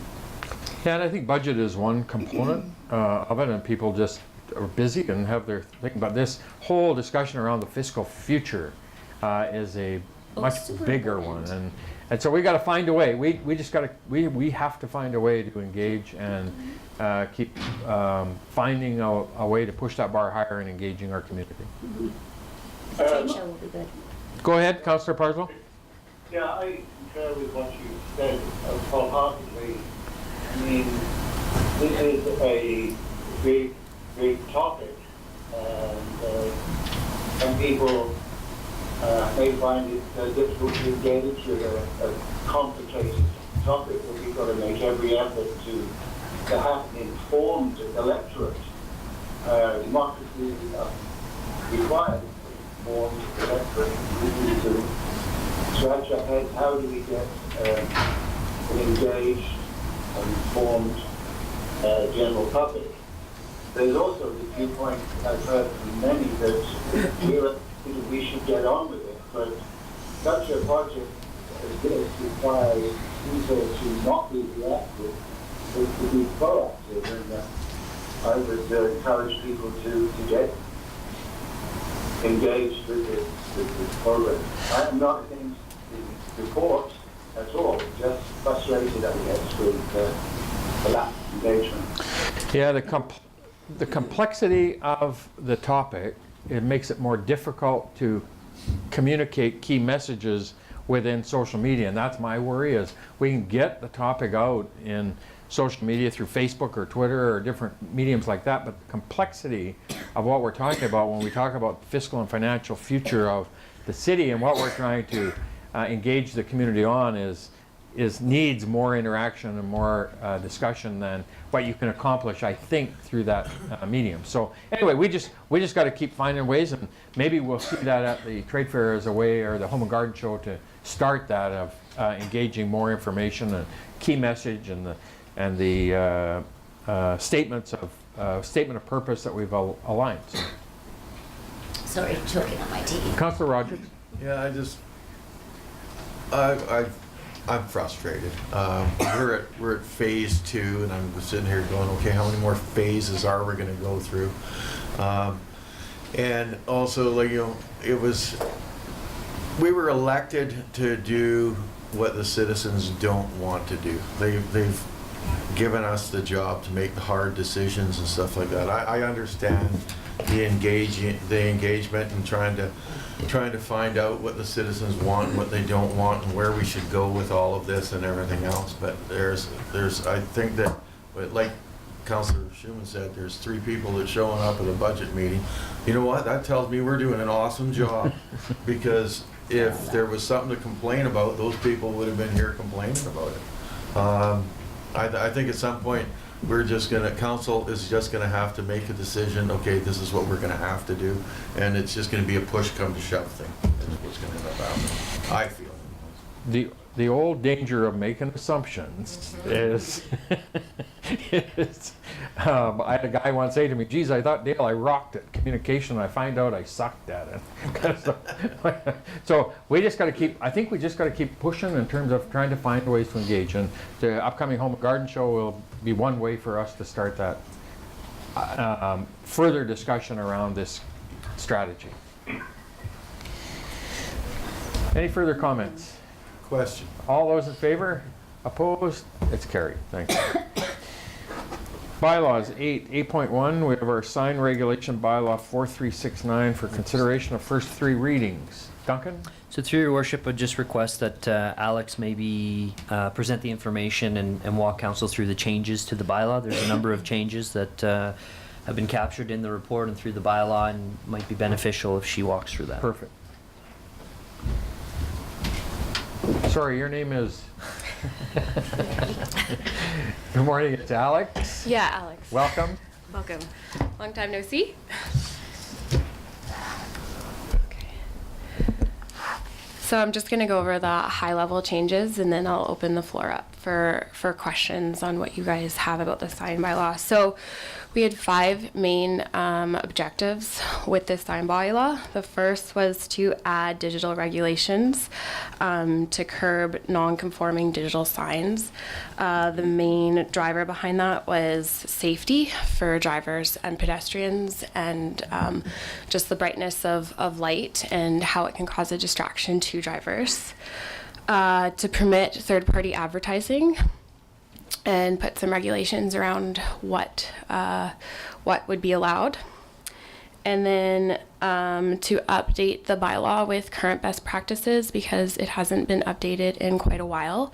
So we researched a number of other community bylaws and just brought it up to today's standards. So we researched Grand Prairie's, Kimberley, and Courtney, among others, but those are the 3 that we took the majority of information from. The fourth was to clarify the sign bylaw with illustrations on what was being described to make it more user-friendly, so we could lay out what we are talking about, because sometimes the language can be a bit tricky, and we thought a visual aid could help with that. And then the fifth was to improve the visual landscape along the major entryways into the city, just to gain a more proportional scale of signage to building ratio. And then any sign right now that does not conform with our regulations will be grandfathered in, with the exception of the brightness of some signs, which they will be required to have an ambient light sensor, which can be purchased and attached to the sign to regulate the lighting. Good. Great. Questions for Alex? It's amazing to me how complex the sign bylaw and the signage can be for a community, and it's been amazing over the last 4 years how evident that is when you see the diversity, the variety, the locations, the types, what they want to do with signage. It's crazy to me how complex what you would think would be a very straightforward bylaw in terms of how you deal with signage. It's a sign bylaw for Times Square. Well, when we get to be 40 million. Or the Vegas Strip. It's a bigger strip, yeah. There's Las Vegas in the Strip. So any questions for Alex in terms of, and we did follow this through in terms of wanting the third-party advertising, the electronic stuff, and so I'm really happy to see that you've got some wording in our bylaw for that. Councillor Wilbur? Yeah, you talk about, you use an example of Canning Event Center, so no moving pictures. Does that include that sign at the Canning Event Center?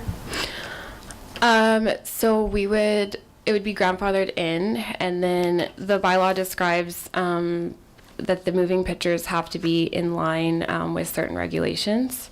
There's a section in here. I just wanted to make sure that that was included in that. And to staff also, through your worship, does that, the Canning Event Center sign will also be, have to comply with the lighting issue? Yes. So through your worship, all city facilities will comply with the bylaw. Okay. So, and we're aware that that lighting issue is actually based on the ad itself and the background color, not actually the light of the LEDs or the panels that are in the signs, that it's actually from the ads that are being posted, so the background colors. So even putting on a dimmer isn't going to change the light effect of those panels if the background color, for example, is white. Yeah. And so through your worship, I'll give a good city example. We have a sign down at the Memorial Arena that we're going to have to do some work with to bring into compliance. It's bright and it is a distraction, and it during the day you don't really notice it as much as you do in the evening. So we'll make some changes, but we need to lead by example.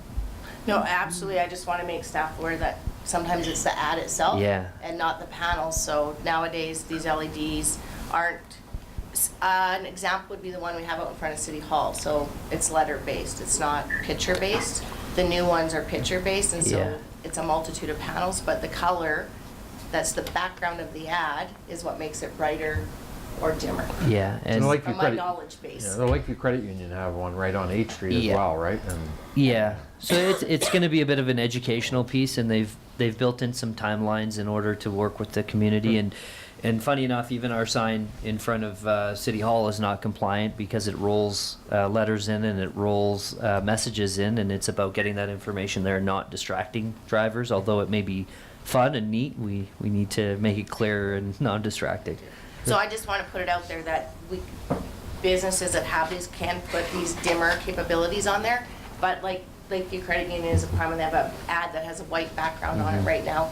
No matter what you do, it is still going to be a bright ad. Yeah. But I don't see how we could regulate color schemes to businesses' ads, but it's just something that we need to be aware of. Yeah. Thank you. Councillor Javeka? So this will go through a consultation process.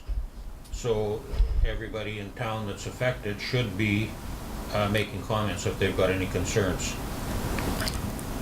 Just one question on the height of this freestanding signs, and there's quite a few of them in town, especially on the main streets, going from a 12-meter height to a 6-meter height. What's the rationale there?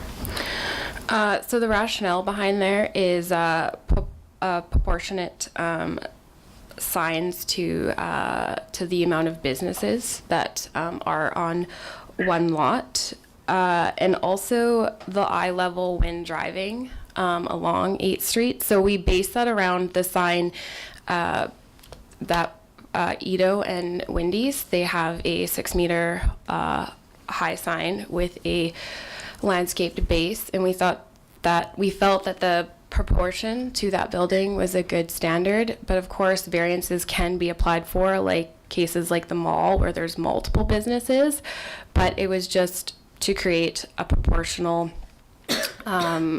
like line of sight when driving down the highway and to reduce visual clutter.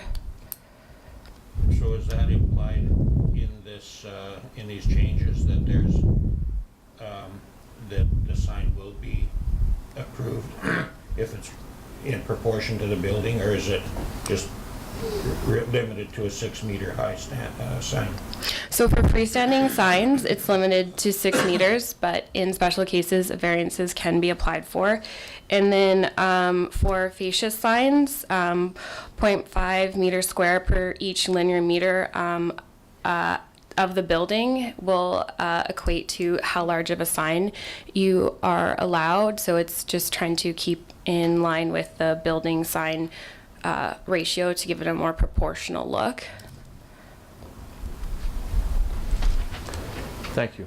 Just a comment. I think it's important for businesses to comment on the bylaw in the consultation process. I'm thinking of businesses like the co-op, where they have a number of new businesses in there, and they may wish to change their sign, to accommodate those businesses. So applying for a variance is different than building it into the regulation. The variances depend on 7 people sitting at this council chamber. So. Okay. Thank you. And certainly that's the purpose of first 3 readings and then getting it out there so that people can give us some input into those comments, questions, issues or concerns they may have with the proposed bylaw. Any further questions? Alex, thank you. Appreciate it. You ready for the question? Council, all in favor? Opposed? Carried. 8.2, we have a report 18037 from the Deputy Director of Corporate Administration regarding our manufactured home park bylaw number 4368. Duncan? So through your worship, this is a mistake. We went through the entire process, provided our notification, but we failed to actually have the public hearing before our last council meeting. We've made changes to our process to ensure this doesn't happen again, but to be sure and to ensure we meet all of our requirements, we need to go through the process again. Yeah, great. Councillor Schumann? I move report number 18037 from the Deputy Director of Corporate Administration regarding the manufactured home park bylaw number 4368 2018 be received, further that the 3rd reading and adoption be rescinded, and further that staff be directed to publish the required notice for a formal public hearing. Thank you. Seconded, Councillor McFadden. Discussion? Oops. All those in favor? Opposed? Carried. Thank you. Oops. 8.3, we have our report 18-041 from the Deputy Director of Corporate Administration regarding council procedure bylaw. I'd like to move this. Go ahead, Councillor Parslow. Yep. The report number 18-041 from the Deputy Director of Corporate Administration of the Council Procedure Bylaw number 4374, 2018, be considered further the Council Procedure Bylaw 4374, 2018, to give first reading. Thank you. Seconded. Councillor Wilbur. Discussion. Duncan. So through your worship, there's a lot of housekeeping, and with the election and the change in the dates in the election, a lot of information included in there. 2 key changes I would like to ensure council is aware of is the removal of the question and answer period, and the second change being that we, through the recommendation, are recommending we start with delegations and we start at 9 a.m. for clarification. Yeah, and it just, to me, when we had a little bit of conversation about this, it just makes sense to me that we start out at 9 a.m., let's do the delegations, get them in, and then start our meeting. Well, then we don't have And then to we're be not- varying yeah. back and forth. Yeah. It just seems cleaner and easier for delegations. They know exactly when council are starting and their delegations are first up, and away we go. That was just a suggestion from our staff, and I thought it was a good one. Any other comments, questions? Council? Ready for the question? All in favor?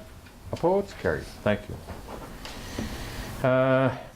Mayor's business, item 9, and I had 2 kind of away from home the last couple of weeks, so my mayor's business is a little different. BC Mayor's Caucus meeting was in Squamish week before last.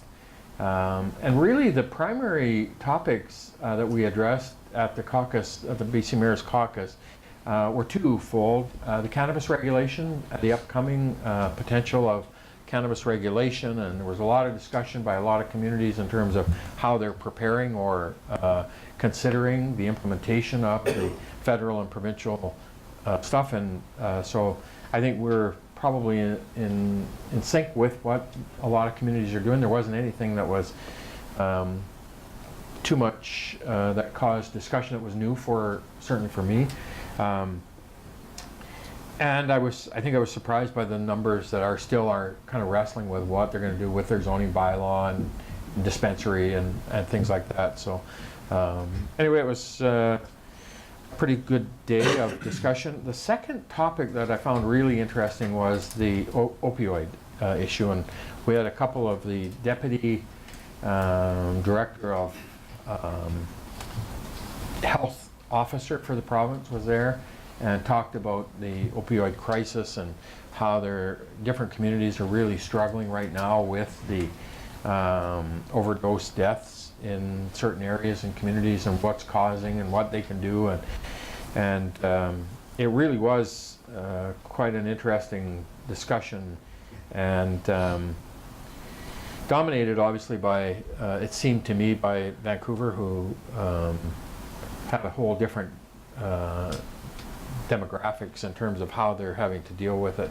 First of all, in that cell of the downtown east side, and then as a whole more so as well. But it was pretty interesting in terms of to hear some of the thoughts around how folks are feeling about the fentanyl and the opioid crisis that's occurring in certain communities much more than others, and how they're dealing with it. Anyway, overall, it was a really I found very interesting couple of days. There was a rural-urban divide panel, and so we had a couple mayors from large communities and a couple from small. Laurie from Fort St. John was there. Gregor Robertson from the Mayor of Vancouver was there. Mayor Daryl Masada from North Van. Anyway, it was good to have that kind of conversation about the rural-urban divide and some thoughts in terms of how people can see our way to start to build and build upon the strengths of us as a whole and our municipal levels of government, and build that forward movement towards bridging that rural-urban divide. Last week, we were off to Ottawa, and there was a group of 7 of us from Northern Mayors. Group of 7. Started out as 3 and it grew. Anyway, it was initiated by the Kitimat and their economic development. Laurie, Mayor Ackerman, and myself, and the Mayor of Kitimat did a thing at the Natural Resource Forum where we led a bit of a rally promoting the message about LNG in British Columbia and Canada. Gained some momentum, and they wanted to carry that forward into Ottawa, and so we organized ourselves with a firm in Ottawa called Ernst Cliff, the lobby consulting firm, who made contact with a bunch of different folks in Ottawa, and so we went down on spent Wednesday, Thursday in Ottawa.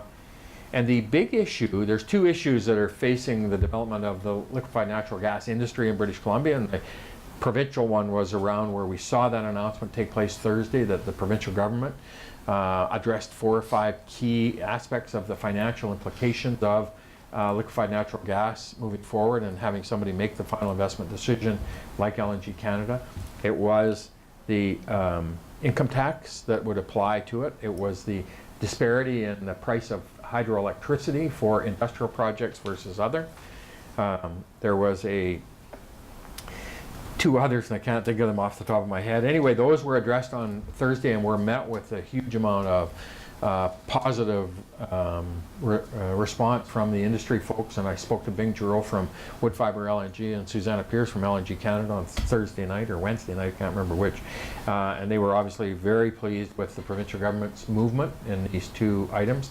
They figured, industry have said there was 20 cents that they needed to address in terms of the overall cost of the projects, and these 4 announcements will deal with 13 cents of that 20 that they're looking for. Our purpose of Ottawa was really to bring to the government of Canada the perspective of small community and the communities in northern British Columbia supporting the LNG project, and why we do in terms of that economic pillar. It's so important to our communities, our region, our province, and the country, and it is that big. And there's a component that's being brought to light through these huge modules that will be built and fabricated for these LNG facilities, and they're really in the billions of dollars in terms of costs of building them. And constructing them and getting them to the west coast of British Columbia. And there's a tariff that exists in Canada called the Fabricated Industrial Steel Component Tariff. And what it's intended to do is to level the playing field from some countries who dump steel into our countries and create an unbalance in terms of our Canadian steel industry being able to compete with them. And so what they have is a tariff imposed upon that steel to ensure that our Canadian steel industry has the ability to compete in a level field. And so that's why the federal government were so concerned about the U.S. steel tariff that was being proposed by the Trump administration, and that was eliminated. And then there's a whole bunch of discussion going on with respect to the North American Free Trade Agreement, because that also has some components built into it around lumber and steel and things like that. And so this steel tariff would apply to these modules that are being built to facilitate the liquefied natural gas industry. And when you talk about $1 billion or $2 billion in modules that are going to have to be built, they can't right now be constructed in the East Coast because there's no way to get them to the West Coast. They're 8 or 10 stories high and they're huge, huge components. So the way you get them there is either ship them by ocean or build them then on site. And building them on site is a whole different game. And so this tariff then would add $300 or $400 or $500 million of cost to the industry. And two aspects then for us was the discussion around if they can't and aren't currently built in Canada, is it fair to impose a tariff on them that isn't then contributing to that dumping of steel in the country. And the other message that we delivered was really about we as Northern British Columbian mayors and communities are supportive of this industry and the upstream, midstream and downstream development of it. And we want to see the federal government move forward with this decision on the tariff and provide some relief to industry on the tariff to allow them to make their final investment decision. So I'm going to run through really quickly who we met with because I don't want to take a whole bunch of time with this. We met with the Ministry of Finance, the Assistant Deputy Minister of Finance on Wednesday morning and his staff. We met with the Chief of Staff to Minister Morneau, to the Finance Minister on Wednesday. We met with MP Nathan Cullen from the West Coast on Wednesday. Thursday morning we met with Minister Card, Minister of Natural Resources Canada. We met with Sean Govunder, the Special Assistant to the Regional Economic Development for the Minister of Innovation, Science and Economic Development. We also met with Mr. Sean Tupper, who is in the Privy Council, and this is the Special Assistant to the Minister of Innovation, to the Secretary of Cabinet. Amanda Campbell, the Premier's office for BC and Alberta, Western Canada, and she's reports to the Premier's office. Paul Halushka, the Assistant Deputy Minister of Innovation, Science and Economic Development, and we met with MP Terry Beach, who's the MP for Burnaby, and the BC caucus for the Liberal, Pamela Goldsmith-Jones, along with Gordy Hogue and another. And so we had a really full 2 days of sessions. My feet were sore, my shin splints were on fire.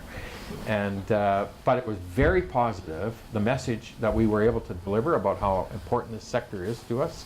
And I think consistently from government, they want to get this done. They know how important it is. $7 billion in potential gross domestic product growth in our country as a result of this industry with one LNG Canada announcement.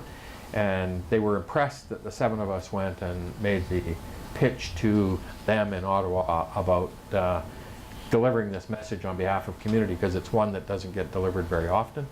And so overall, it was a really, really strong couple of days, and I think very worthwhile for us to help deliver that message to the federal government for this industry. And while we were there on Wednesday, I got a text from Minister Mungal, who was getting ready for the announcement, and they gave us we had a conference call with her just before the Premier made the announcement on Thursday. And so obviously our presence in Ottawa was well known by folks in industry and government, both provincial and federal, and I think very well received, and really appreciate that Kitimat and their economic development folks took the initiative to kind of get it off the ground. And certainly Laurie and I, from that perspective, were happy, and then the other mayors of Poughkeepsie, Taylor, and Tumbler Ridge joined in, and the 7 of us were able to get there. We weren't able to get the Haisla the chief of the Heisler, Christine Smith, wasn't able to join us because of other commitments, but it was a good 2 days. So were you able to hang out with Bob, and was he? So we tried to get to Bob, but he wasn't available, and then he was coming back on Thursday, so we missed him in the connection. So. Anyway, that was 2 days in the life. Yeah, good. Thank you.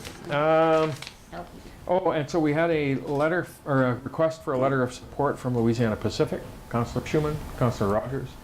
All in favor? Opposed? Carried. Thank you. And we'll try to, if we could try to get that letter maybe put together today and get it off to them so they have it for their meeting with the forestry staff tomorrow. And then we have an email from Brian Kutlamaki from Northern Lights College regarding a request for a letter of support for the UNBC nursing program. And certainly I've been to a couple of meetings and we've had a couple of sessions with this, so it's a real positive. Councillor Schuman, move. Yes. Seconded, Councillor Wilbur. And we'll get a letter of support off to the University of Northern BC to move forward and get the Ministry of Health and Advanced Education to get this, hopefully, support for this program. All in favor? Any questions on my real quick update? Awesome job, thank you. Diary? Through your worship, just LP had requested a letter of support. We just did that. Oh, is that what that was? Sorry, I went so quick. Yeah. He jumped ahead of the I know. nursing. Yeah. That's what it was. That's why we were flagging him. Okay. Consent calendar? Motion for the consent. Councillor McFadden, Councillor Wilbert, all in favor? Strategic priorities? Nothing to update, your worship. And question and answer? No one has signed up, your worship. Media question period? 10 years going. Austin or? No? Yes, actually. Go ahead. We did it before. And this is Austin, or, I don't know if you've been here? Yeah, actually was at Okay, the good. last Awesome. meeting. I think I've met everybody. Yeah, great. And apologies again if I'm informal. I'm relatively new at this. Good to have you here. Mayor, I just was kind of wondering on the trip to Ottawa, what was the real importance, like let's say, of sending, like say, 7 delegates from the north? What was the justification on that? So the real, first the message is the northern communities of British Columbia, from the upstream in northeastern British Columbia to the north coast, the west coast of British Columbia, where these facilities are going to be built. We all wanted a consistent message to the government of Canada that we are supportive of the liquefied natural gas industry and we want to see it move forward. And the fabricated industrial steel component tariff that's imposed on the industry, we feel is inappropriate, and they should be offering relief through the Minister of Finance for that tariff. And sorry if I was misconstruing comments, but this was largely initiated through Kitimat. So the Kitimat Economic Development Officer sent a note out to us, my Mayor Ackerman, myself, because we had initiated a rally in Prince George, the group of 3 mayors, and suggested we may want to carry it forward and continue that momentum and get it to Ottawa with the message about the support to the industry. Okay, thanks. Thank you. Anything further? Committee of the Whole. So are we ready for RCMP? Sergeant? Richard. No, I think we got the new. Wallace. He's on his way. He's on his way. RCMP are on their way. They haven't arrived yet. So we can go to administration. Administration. So report from our Director of Corporate Administration. Good morning. Good morning. Welcome. Everyone. So nice to have you here today. It's wonderful to be here. So we're working on many things in the department right now. I'm sure all will be very exciting to you. Election is coming very quickly. We are registered for the workshop in Prince George to come up to coincide with the NCL GMA in April. So Janet and Brenda and I are all attending the elections workshop. Corporate filing, we're currently reviewing classification systems and comparing them to the LGMA system, which is used fairly widely throughout many municipalities in the province, to see what would be the best option for the city, and then we're going to proceed with their time permits and budget permits. We'll see how we can make out with that. Tenders, there are 7 more added since I wrote my section of the report. So we have a lot of tenders coming out right now.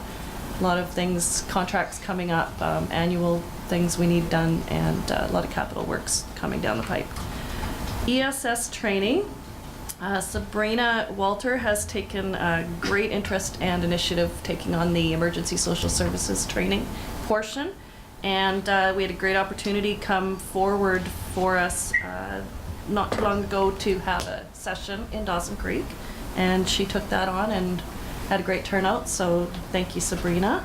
She's also doing some training, going to the Northeast Emergency Social Services training in Terrace coming up soon, so it'll be great benefit. Hopefully we don't need these services in the future, but it'd be nice to have all these volunteers now that will be trained to work in an emergency center if we need them, as we did last year. So. Annual report is in the first draft phase, so it's being reviewed by department heads and senior staff, so it should be coming out shortly. And we are planning for the trade show. Lindsay's working on that, and we will add in the fiscal gap information to that as well as the airport and the Love Dawson Creek.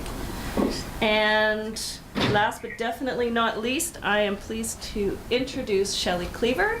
She has just joined our admin team on a casual basis and will be helping us out when we need, so we're very excited to have her start with us today. So welcome, Shelley. Thank you, Cindy. Appreciate it. Any questions, comments? Thank you. Welcome. Thank you. Welcome, Shelley. Thank you. Report from the Chief Financial Officer, 5:15:3. Hello. Good morning. Hello. Welcome. Good morning. I want to hear him on the radio. Hello. So things are happening in the finance department these days. What has it been? Since the dawn of time of the city, we've done paper timesheets. And starting on April 3rd, we're going to have the finance department switch to electronic timesheets, which could save lots of time and errors being made through people writing things in and then people entering things. So we won't see Phoenix on the I darn well hope not. And if it is, it's only the finance people not getting paid. So as exciting as timesheets can get, it's a very exciting time in the city right now. Janet has put a lot of work into this, and there's a lot of components and thought that goes into making the electronic timesheet work with within the union agreement, and all the differences and specialties some of the shift workers and different types of workers have in their timesheets that has been a challenge to get through to a usable and rock solid electronic format.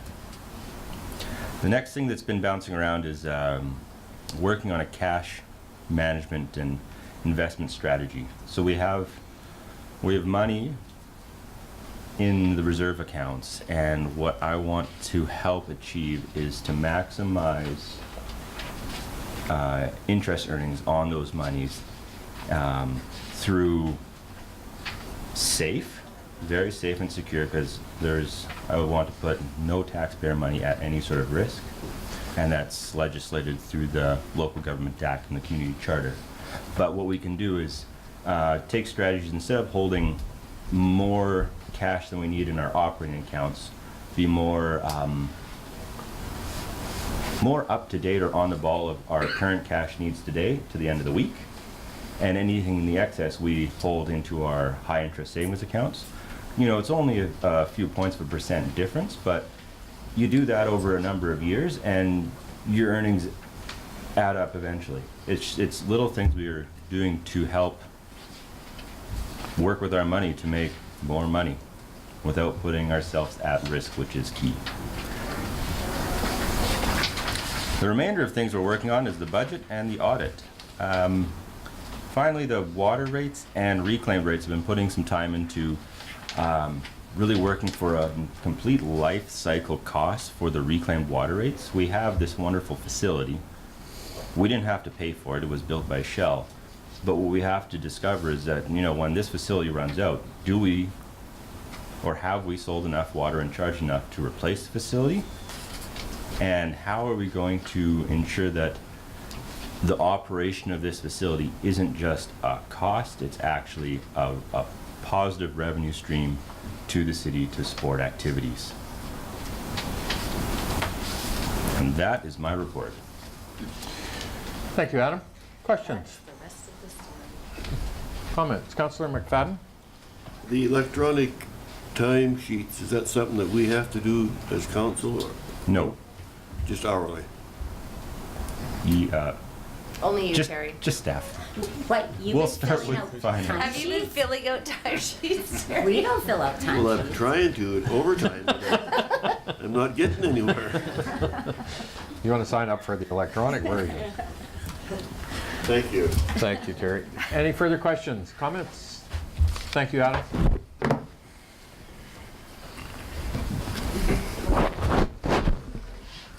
Our next report is from the General Manager of Community Services. Good morning, welcome. Welcome back Nice again. to have you guys here. Back again. Good to see you. So I wanted to start off with, it's really nice to be back from Korea.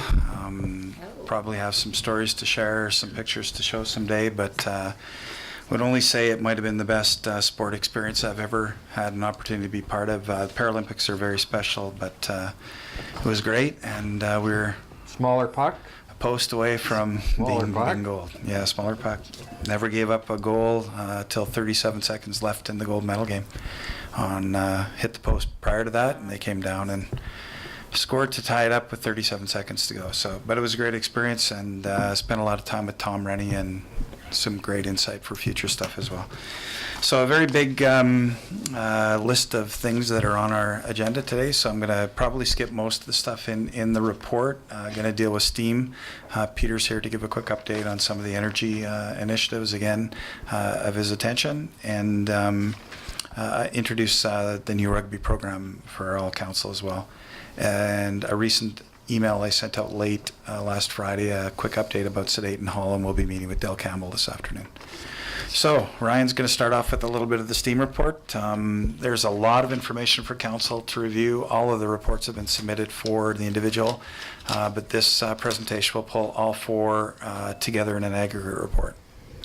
So I'm going to say this time last year, a conversation was had about understanding our events and the value of the events, etc., and putting some metrics to it. And that time, Austin Weaver was still with tourism, and he was moving forward with these economic impact assessments. With his departure through it, Barry in his department and some of the work and my staff at the event center as well as at tourism sort of kept moving it forward. Of interest to you is that this is the what I'm speaking to is the aggregate report, and then I believe in your council reports are every individual. So every individual report stands on its own, and then the aggregate report isn't just adding them up and coming up with the number. They retake each individual numbers, put it together, and then run the report to get it. What I can say is that there are not very many communities. There are several communities that do STEAM reports to understand the value of events in their communities, but not very many communities do them all in 1 year to give a snapshot of the value of events in their community in 1 year and the diversity of the events that was taken, that was done. So the four events were the Fall Fair, the Summer Cruise, the Pee Wee Provincials, and the U17. The numbers are quite strong across the board, and each detailed report obviously is attached there for you. I think what this really says is that events are really important to the community, and these are just four of many of the events that happen within the community. I would also like to note that every event is different, and therefore the different motivations and why you do an event and what happens with events. Some are done by volunteers, and some are done with more of a robust network behind it, such as, say, Hockey Canada, say, to then the Summer Cruise. So there's different layers and levels and expertise and so much involved. I think that what's important is that the community does benefit from these events, and you can see that through the results as provided. And again, each event provides something different and unique.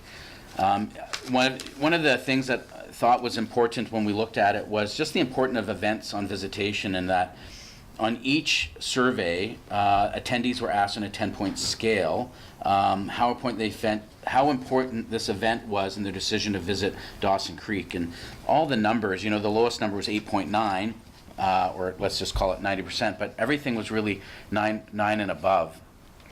So it's just really important that these events are really the reason why people are coming. And I think that, again, when you look at the summary of the numbers, it's a lot of economic activity that these events do bring. And this is just 4 events and doesn't include all the other events that take place. We had Sweetwater 905. There's, we know that even the recreational offerings of the city do bring people to the community, and they're all going to buy gas, and they are going to probably eat out, or they're going to buy groceries, or they're going to do something while they're here, while their kids or something's going on. So I think what's important to this is that there is a baseline for this. Do I think that that we can use this information to use it as a baseline for future and do this again several years to quantify and see if we've grown? There's no doubt in it. I think the one thing that we learned from it is that it's a major undertaking to do the 4 events. U17 and then the fall fair, et cetera, right? These time frames that take into it, and accessing volunteers to gather the information, et cetera, et cetera. It's a very large exercise and undertaking to do it. And the amount of work that's not involved by the surveyors, but by the organizations themselves to provide their budgets and their information, et cetera. But also making sure that we are capturing the entire story, not just the visitor side of it, of asking people that are visiting, but also making sure we're asking the players, the athletes, the coaching staff, et cetera, to make sure we get a very well-rounded picture of the economic impact. And so in some cases, these events are very visitor-centric numbers, and I think that as we look at it, is that we want to capture more of a rounded approach in terms of getting the athlete, however you want to define that, whether it be at with the chuck wagons and the fair, right? Making sure that we're getting the entire depth and breadth of the event as we do the numbers.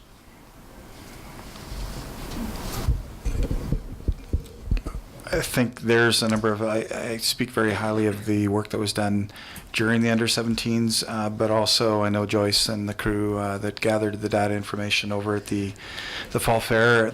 I believe this is some really good data as we move forward, and Connie and the group over there are looking for some feedback. We'll give them copies of the report.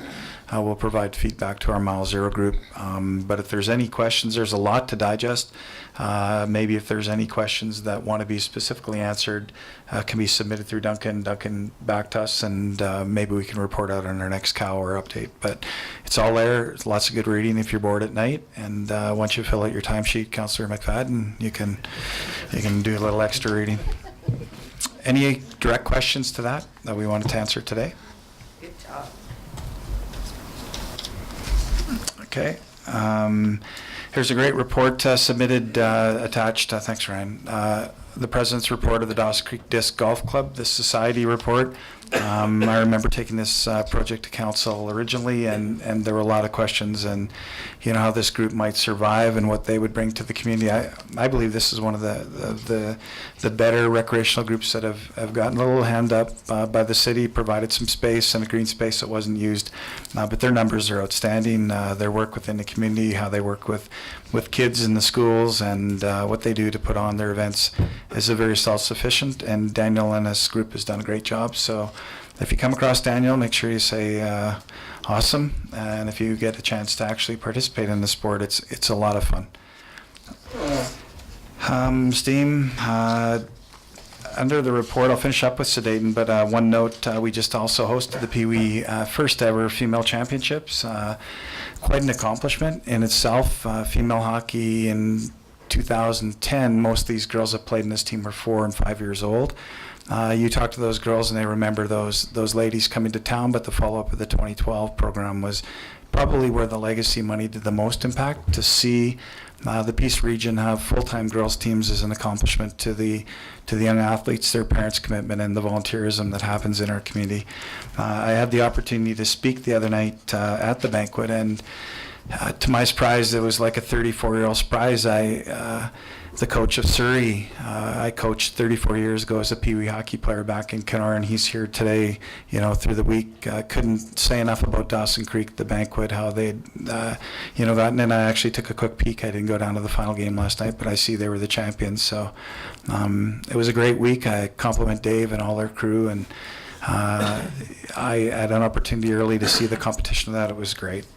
So to Dave and them and the Northeast Predators, they actually did win a game and tied a game, so they're off and running at that. Okay, Sedate Hall, last one. Oh, actually rugby. We have formed a partnership with rugby to get them up and running. Another Sarah, I met her in my office last week, a very keen go-getter, and I always say anytime you get someone new to your community who brings that expertise, and that's through her husband, the passion of the family, it's a great opportunity again for kids, a new program that we're going to partner up and help a bit to get up and running. But I believe it'll be a great program that will be introduced and another option to use our green space and a great opportunity to keep kids active, and I think that's the key thing. If there's any questions around that, we've partnered in past with a lot of groups to help them get up and running, but I see soccer opportunities, I see baseball opportunities growing. Baseball has really come back a bit here, and that's all through the volunteer sports side of that. So looking forward to working with Sarah and Andrew, and Andrew manages our co-op home and agro, and is very big part of the community, and the partnerships and funding that they put into the community is just one more great example of what I hope becomes a great sport. Okay, and last one. Oh, no. Yes, you can. Of course you can. It's overtime. Okay. Anyways, I'd like to speak about Sarah Ferguson and Andrew and what they're doing. I first met, I hadn't even met Sarah. I got a phone call from BC Rugby about a lady in town that wanted to set up a mini rugby program.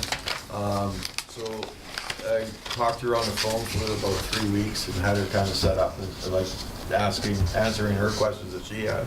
But she and just went with us down to Prince George. We traveled down there to have tryouts for BC Summer Games. We had over 30 girls show up for that, and we only need 12 players. So, and then that's during spring break, so there's a lot of people were on holidays and stuff like that. So the rugby actually is my passion. I won't be shy about that.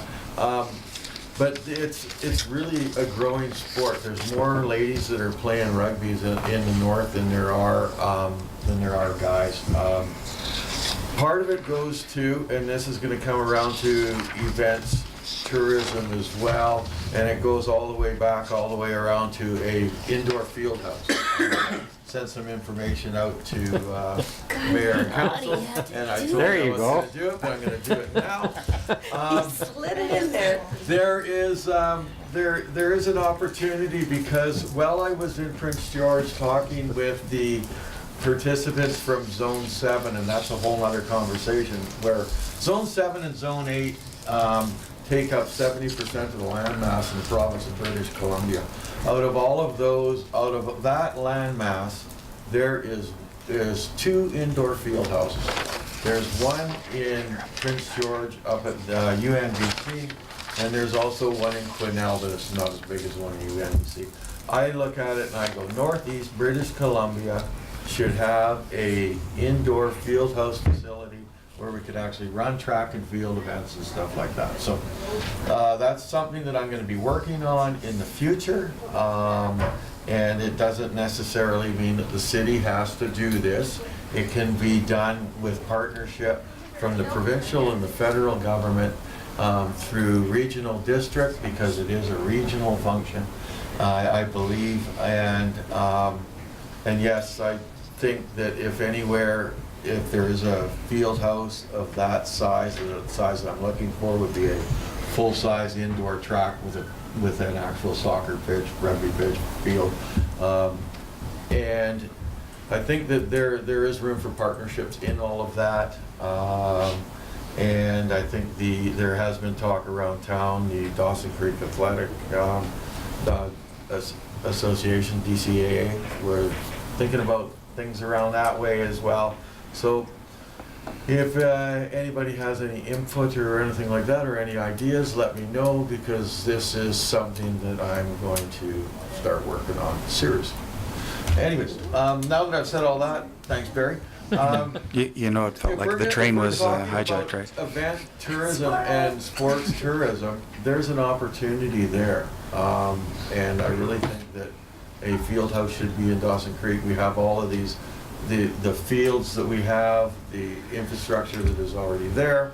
I think that we need to build on that, and this is just another avenue. Thanks, Barry. Thank you, Councillor Rogers, for your upcoming campaign slogan.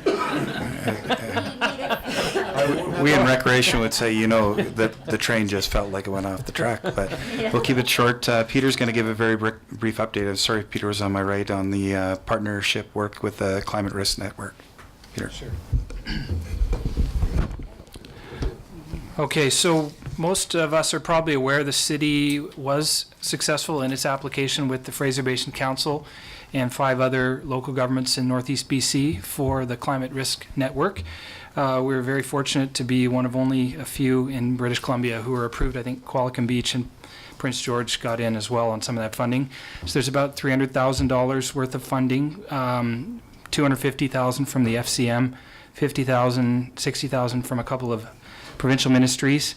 The first public event was held in Fort St. John a couple weeks ago, and Cheryl and Shaylee, Councillor Schumann, and they were able to, there you go, they were able to attend for us, and the next one is expected to be in Dawson Creek next year, 2019.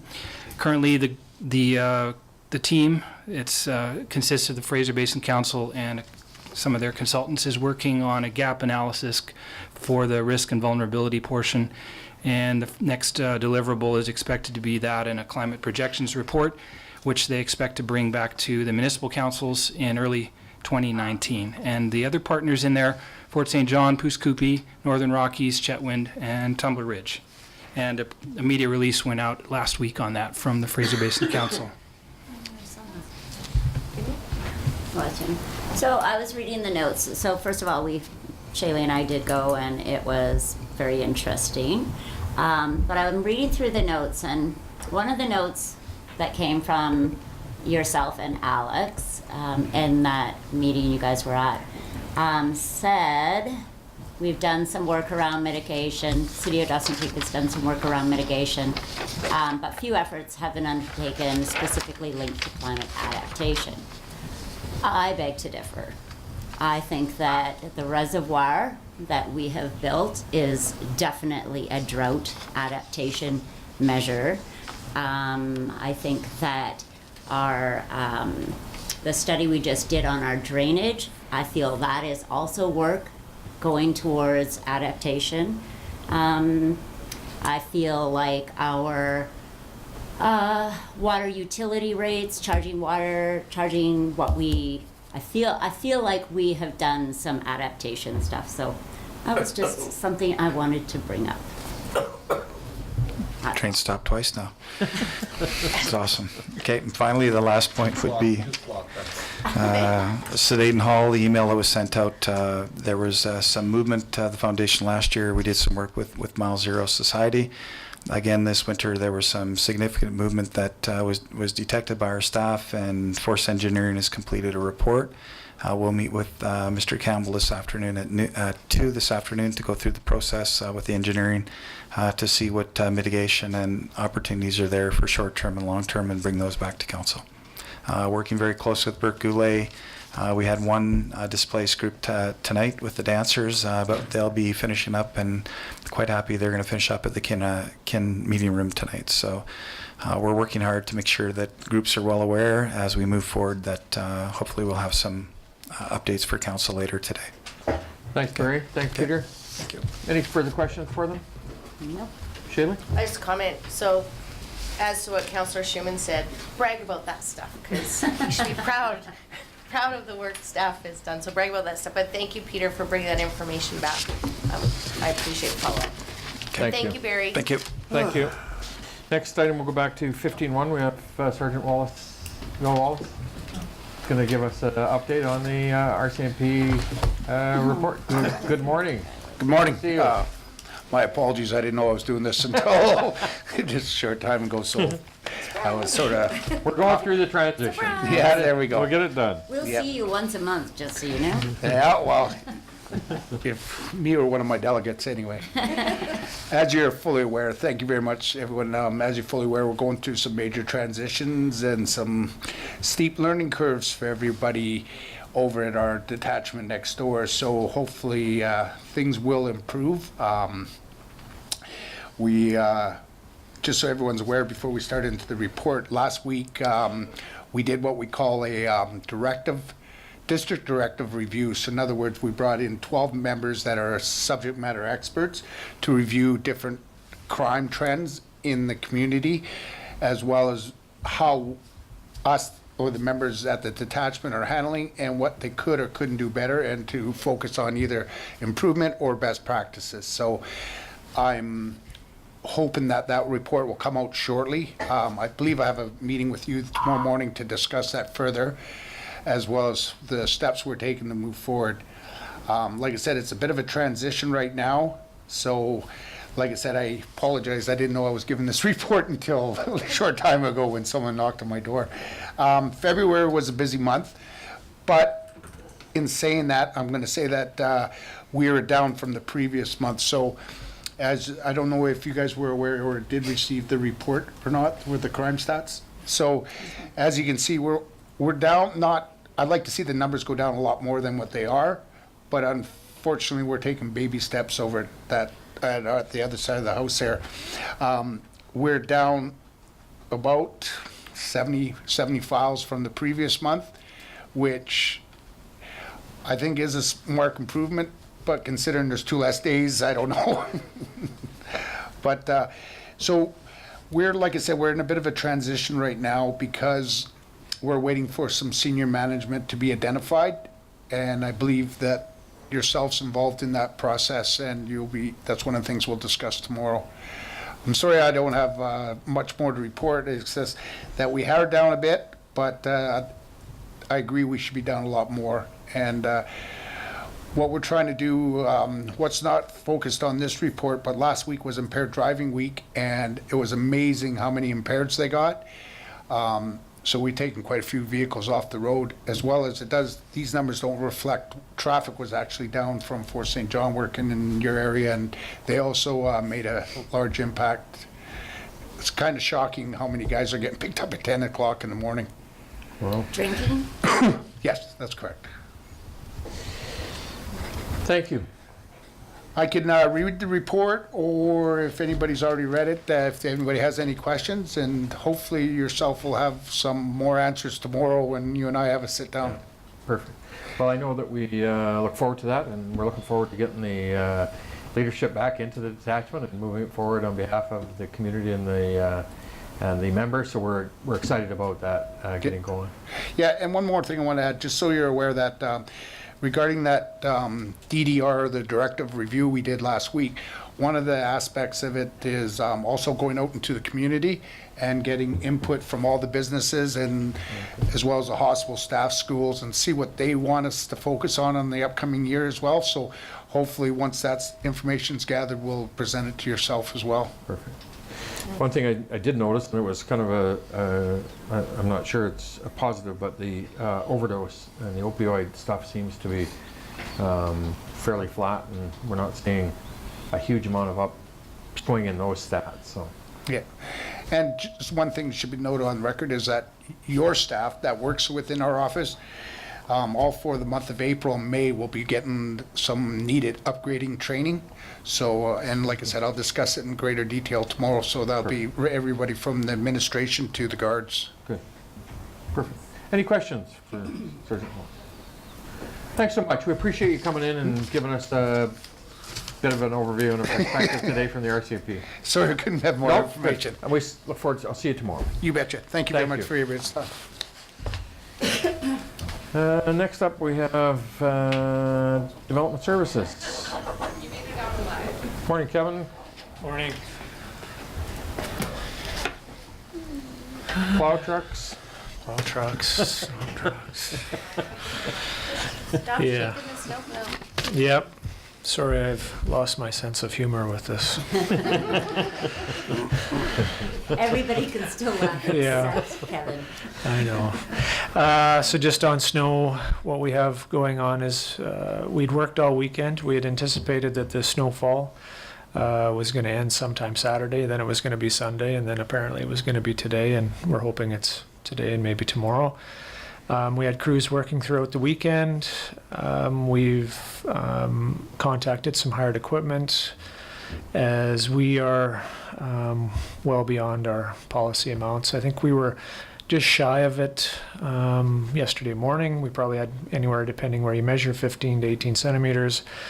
And then this morning I checked, we had an additional 10 centimeters at about 8 o'clock this morning. So we're in that 25 plus centimeters with this event. And we've done a good job keeping the mains good, but other areas are starting to get heavy. Downtown's definitely getting fairly heavy. So we're organizing to bring in equipment starting tomorrow, and we'll activate our crews Wednesday night in the downtown and pull that together. So yeah, hopefully before the long weekend we've got a lot of this cleaned up and we can turn the page on that.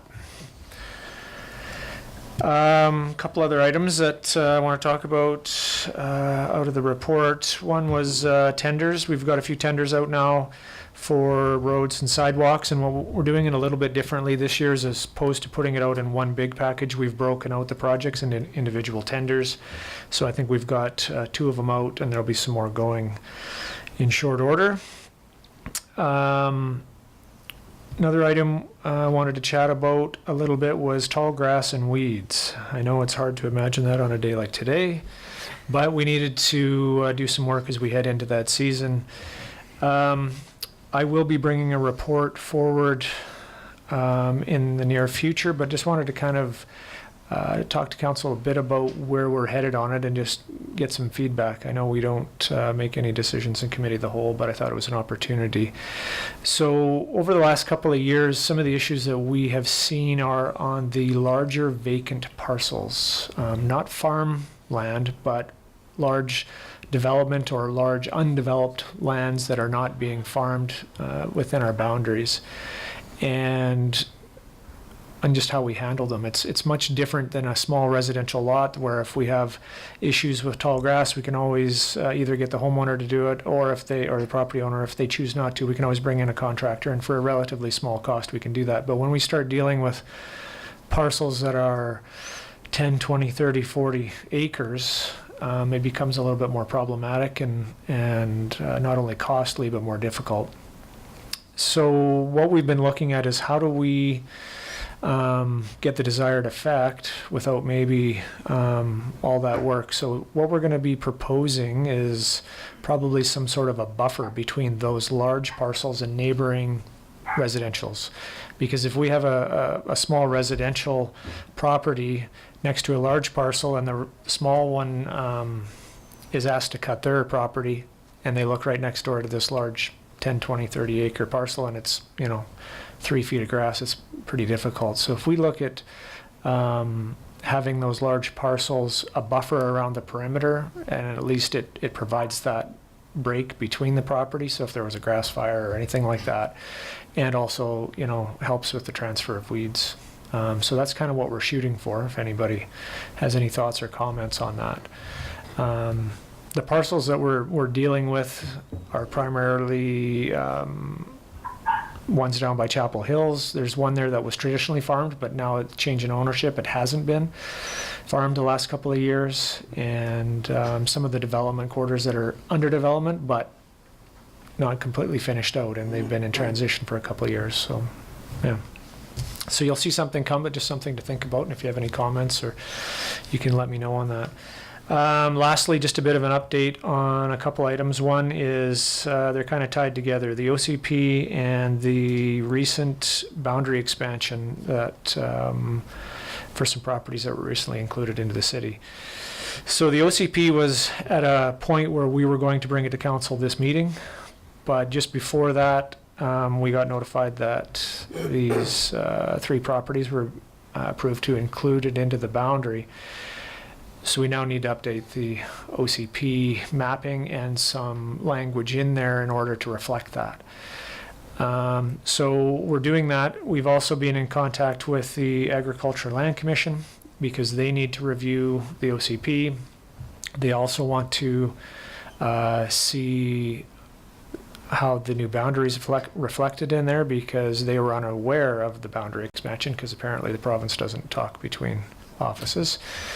So they're interested in seeing that. So we're pulling that together and getting that off to the ALC for comment in short order. As soon as we can make those changes, we will plan to bring the OCP for council for first reading on the next meeting, which would be April 16th, I believe is the date. At that point, then we will await for comments from the ALC, and then we'll move forward with further readings and public hearings. So that's kind of the plan as it sits, subject to change a little bit depending on what we get back from them, but that's the plan. So any questions? Comprehensive development plan. Yes. So South Peace Comprehensive Development Plan, we do have it in our work plan for this year to work with the Peace River Regional District and the Village of Pouce and the ALC to update that. I suspect that will, you know, just what I talked about, the OCP and the boundary expansion and the ALC, it's all going to be part and parcel. Yeah, it's all got to be together, I suspect. Question for Kevin? Yes, go ahead, Charlie.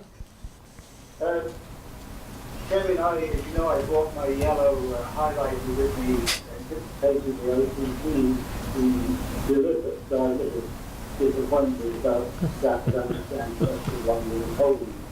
On a more serious note, whilst enjoying all the rhododendron spring blossom out here where I am, and the sea is beautifully calm, I've noticed that some of these municipalities down here protect their storm drains with what looks like a collar, so that gravel does not seep into the storm drains. Have you ever considered that for Dawson Creek? So what you're describing is a collar, you said, on the drains? Yes, on drains.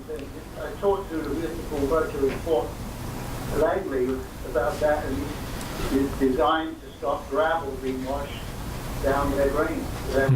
So, knowing our concern about storm drains, wondering if that's a possibility for Dawson Creek. Yeah, I'd have to take a look at it and see if it would be something that would be practical for our environment.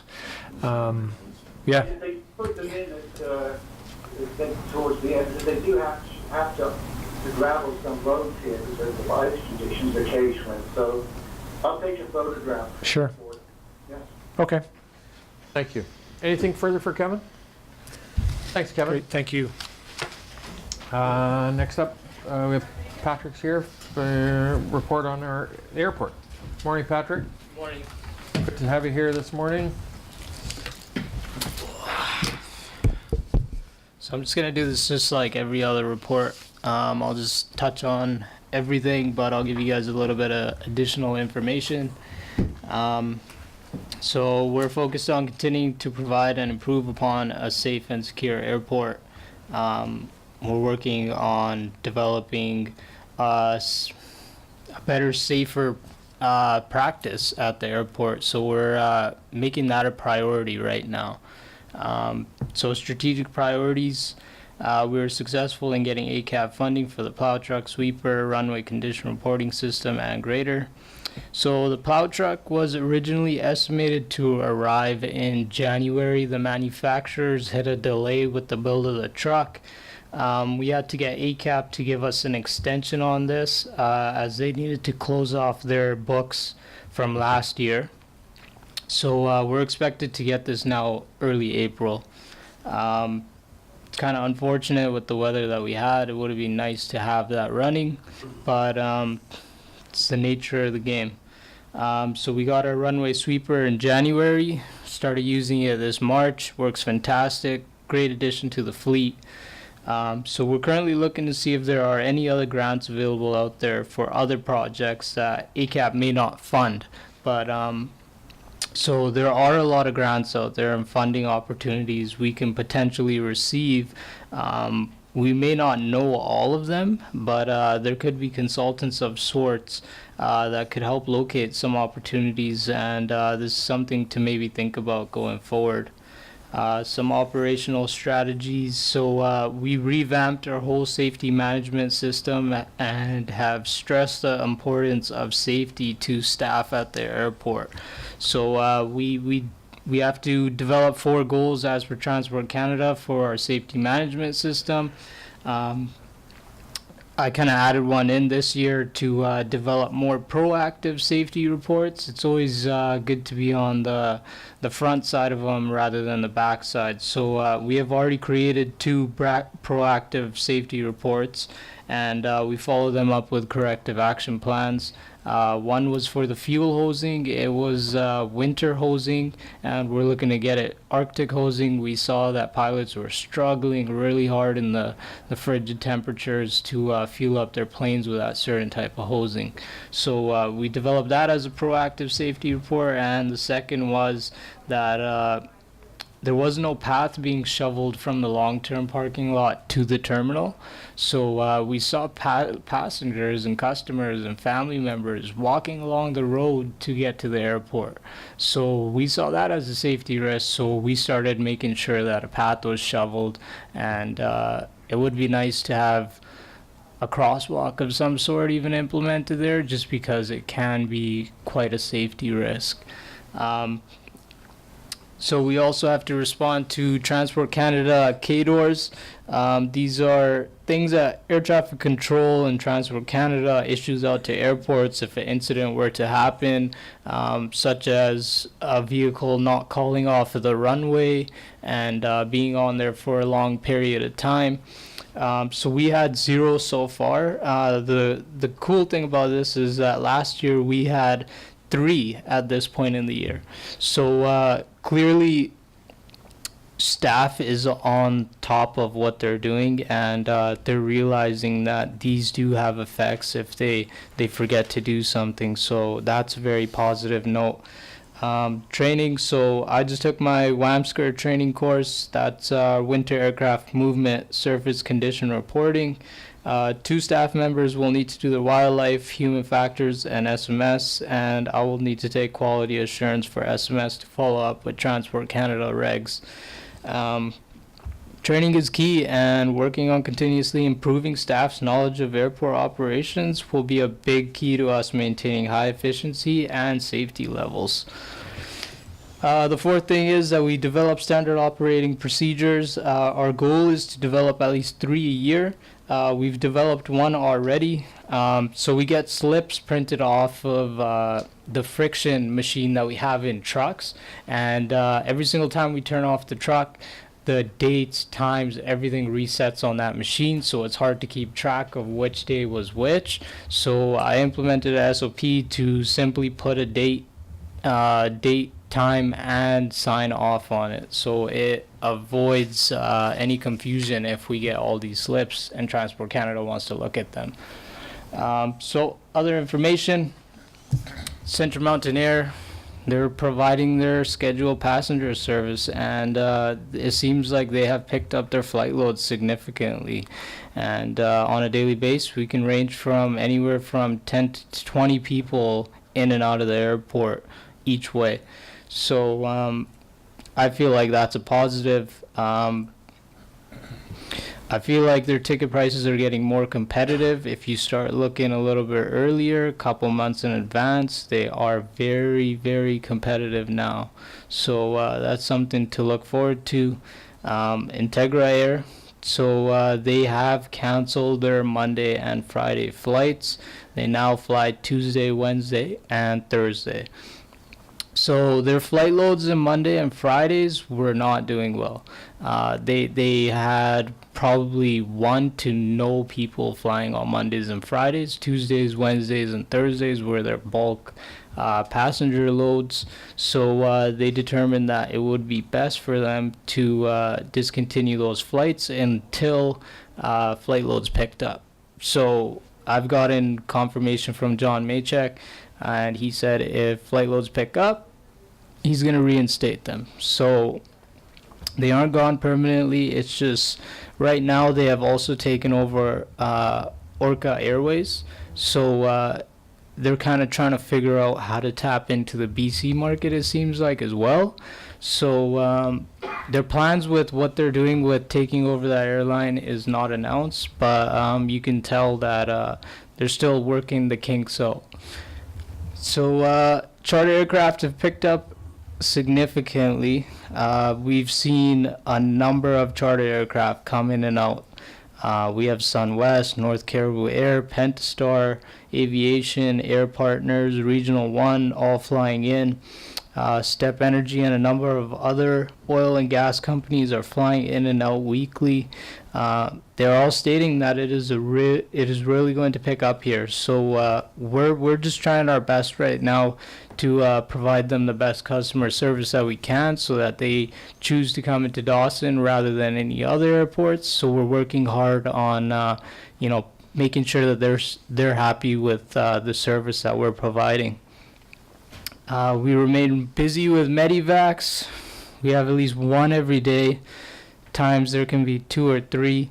So Medivacs remain constant, and this is something that we're starting to become a hub for in the Northeast. So this is something to keep in mind going forward.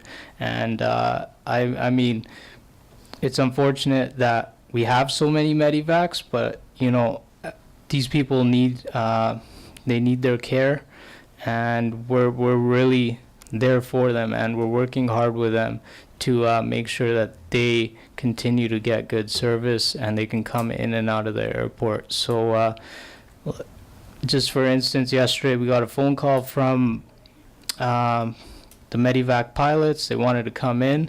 We had the runway clear by 10 a.m. However, they couldn't come in until 2 p.m. because the visibility was bad. But the runway, we do as much as we can. Sometimes it's out of our control to determine if they can come in or not. But we definitely do what we can on the ground to make sure that they can. I just want to interrupt because I don't want to lose the importance of this message. So I got a text yesterday from a rural resident who was waiting to get her husband ambulanced out, medevaced out, and she was honestly just distraught with the fact that medevac was trying to get in, and these guys cleaned up the airport, got the runway open, and then, as Patrick says, and she was just overwhelmed with the fact that she was able to get her husband to Prince George for a local resident, right? And there you start to realize how important that airport is for that service alone of what we provide. And so kudos to the staff and to Patrick yesterday for getting on it and get that airport, get the runway open for them. And it's priceless, right? We're trying to get our residents out to medical assistance. It's priceless. So great job. Great job. So we'll continue on. Passenger numbers are up from last year. So in the month of January, we had 1,040 people travel through. So it was a great January for passenger movements. It picked up from the previous year's January. So we're getting busier, and even with the bad weather in January and February, we're still able to see an increase of passengers. I mean, that is a very positive sign for us. So we had our marketing plan go in full effect.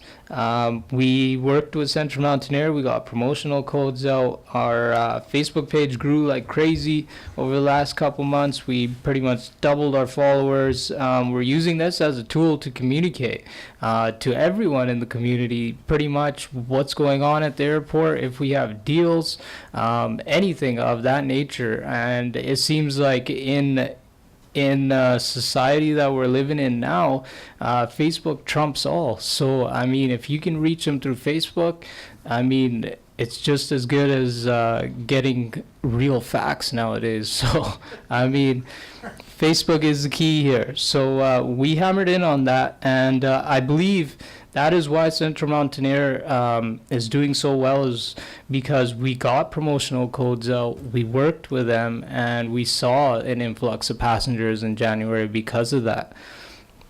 So it's great for awareness, and we post day-to-day updates on what is happening at the airport. So if you aren't following the page, follow it now.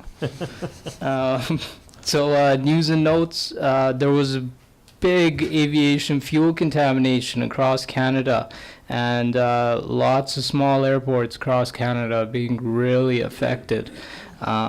So because of this, we did see an influx of fuel sales, which is a good thing. However, you know, we aren't out of the clear yet. There is no solution in place for this fuel contamination. We're hearing little on what is happening with it.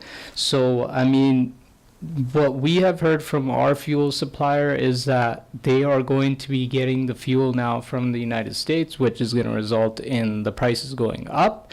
However, we're smart enough to get a bulk load of it before all this stuff was really going through the works. So we should be good for a while. However, it's something just to keep in mind, and I'll update you guys as necessary when I start hearing more about it. So the second thing is Old Graham's Kitchen is opened up at the airport, getting very good public feedback about the restaurant, and it's bringing a lot of foot traffic. And you know, the more people are at the airport seeing what is going on, I think it's a positive. So yeah, like Old Graham's, they do special nights on the weekends. You can check out their Facebook page. They have a lot going on. We also were able to hang up a real aircraft in that restaurant dining room area, which was donated by Danny Simmons. You know, potentially if we could get this as a tourist attraction going forward, that would be awesome. You know, it's a really cool sight to see, and I encourage all you guys to come out and check it out. So the aviation industry is undergoing the effects of the pilot shortage. So by 2036, we'll be short 6,000 pilots. This is going to have an effect on the industry as it is already. So there's no resolution in effect, and I honestly don't know who would be the leader to figure out a solution for this.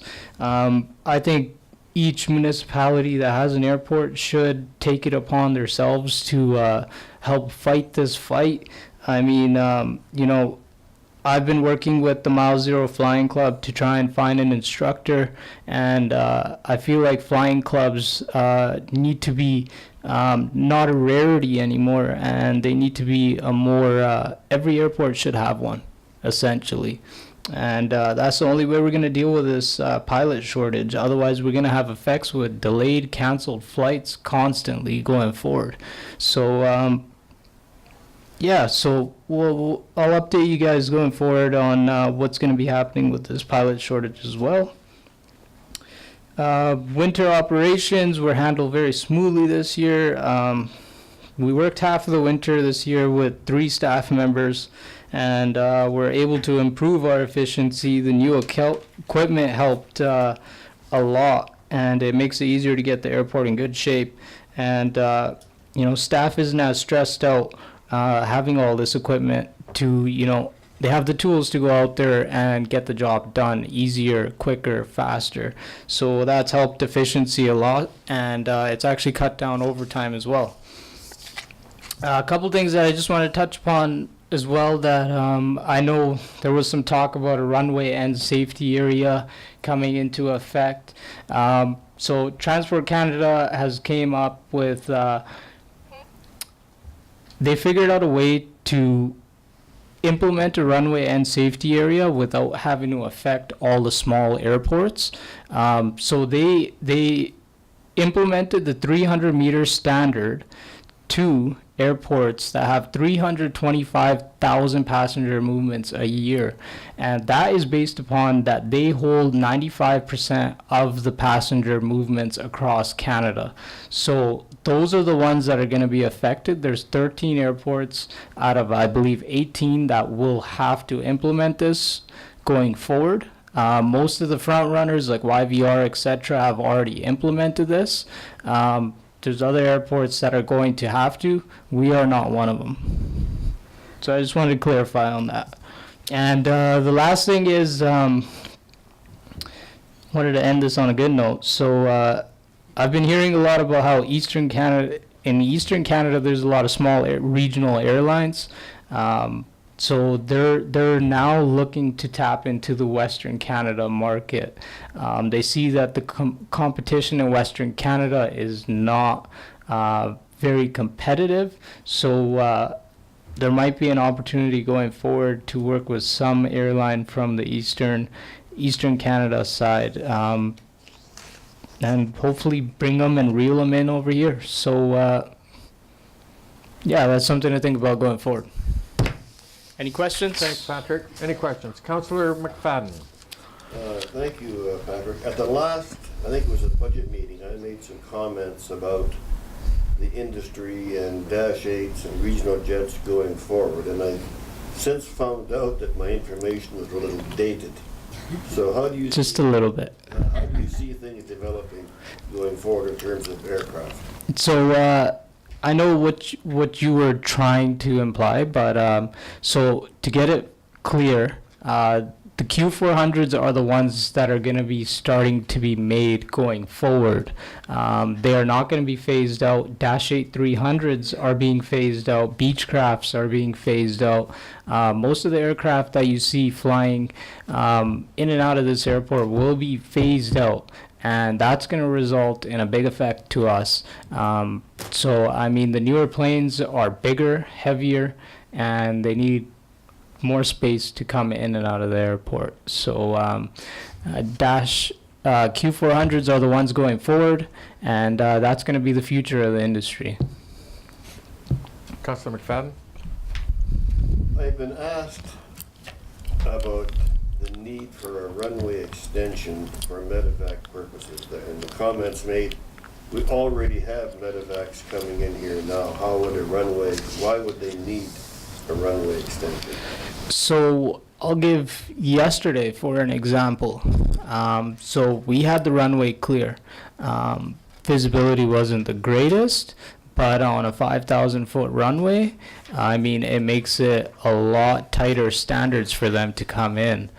With the extra 1,000 feet and that visibility, Medivacs would be able to come in a lot sooner than what they did yesterday. So that's just an example of why Medivacs would benefit from a runway extension as well. Thank you. Thank you. I have a question. Go ahead, Councillor Parslow. First of all, Patrick, I appreciate the tenor of your report very much. Thank you. But now then, passengers, total 1,000 for January. Question is that a combination of scheduled and chartered, or is it just scheduled flights? So that is majority scheduled flights. However, there are a couple charter flights that we did include, which we always include SunWest numbers into ours. However, we don't include the other charter aircraft that come in. Okay, next the comment I had to smile when you used the expression Facebook trumped all. Trumped together. Well done. My last thing is a little more technical, and you may want to be brought back on it. I read the two Tetra reports, and I'm referring in this question to the supplementary one that was prepared after it was determined that the runway should only be extended to 6,000 feet. And in that report, which is not in front of me, I left it on my at the home dining table, so I'm referring to this line extent. There's a table in that report that lists a whole range of aircraft and the length of runway they needed. And they expand on it a little bit, and they take the passenger plane, I forget which one it was, but they used it as an example, and it was one of the examples that required the 6,000 length runway, and said, and this is what I need explaining, that the minimum length of runway required by the plane was 5,800 and something on a dry tarmac at 20 degrees Celsius. But my question is, so what would that plane need if the runway was wet, greasy, or even covered with slush? I don't know, I don't expect you to have the answer to that, but I'm kind of curious because they use ideal flying conditions. Now, we do have days, and I'm sure it's ideal flying conditions, where we have lots of days where it's been sun and weather. So would that plane be able to land on a 6,000 foot runway in less than ideal weather conditions? So just through your worship, for clarification, I have the report with me. I projected a question or so there's two aircraft that are identified in the report as at 87% of MTOW, and they require a 6,000 foot runway, and they're the 737-500 and the 737-700. The Q4 is at 5,872. So maybe Patrick, just talk about the dry runway and that requirement, and the pilot also has some ability within that discretion as well. So those standards are made from the aircraft manufacturers. Airlines have different standards. Pilots have different standards. I mean, what my answer would be to that is it would be dependent on pilot discretion. We've had days where pilots come in on glare ice and they're comfortable with that, knowing that. And, it just comes down to pilot discretion at that point, and that's experience flying that certain type of aircraft. So, like we were saying, Q400 would need 5,847 feet on a dry day. So with that being said, the Q400, that is probably one of the most versatile planes. Like I said, the manufacturers determine these, the pilots don't. So it all depends on pilot discretion at that point. Yeah, that's the most I can say on it before I do any more research on it and get you guys a proper answer. Yeah, Patrick, I appreciate that, but I just take it as a question. The tenor of the question is, well, only 130 or 140 feet left over for ideal flight conditions. Isn't it kind of dangerous to be thinking about that sort of plane for a 6,000 foot to understand 500. That's the next question, and I know you'll get back to us about it. Thank you. Thank you, Charlie. Patrick, thanks so much. Appreciate your report. I got one. Councilor Rogers? Yeah, it's regarding the numbers that we're getting. Like your medevac flights, the mayor said are important, but yet the numbers are to me are vague. At least one a day, or up to 3 a day. Is there any way, because when we get the RCMP reports, we get the fire department, they list how many incidents that they have, separate incidents, and is there a way every month that we could get the exact amount or close to the exact amount?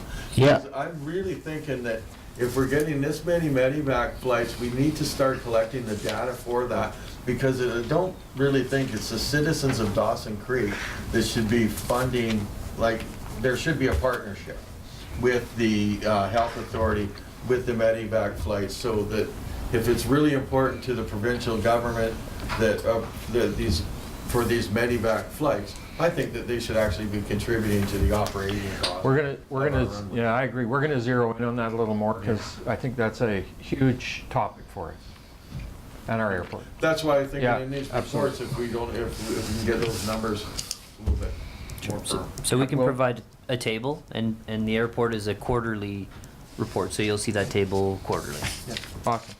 Patrick, thanks again. Thank you, guys. Appreciate it. Great job. Can I just make a comment just for information? In Prince George, when they extended their airport, there was a big contribution to the extension of the airport.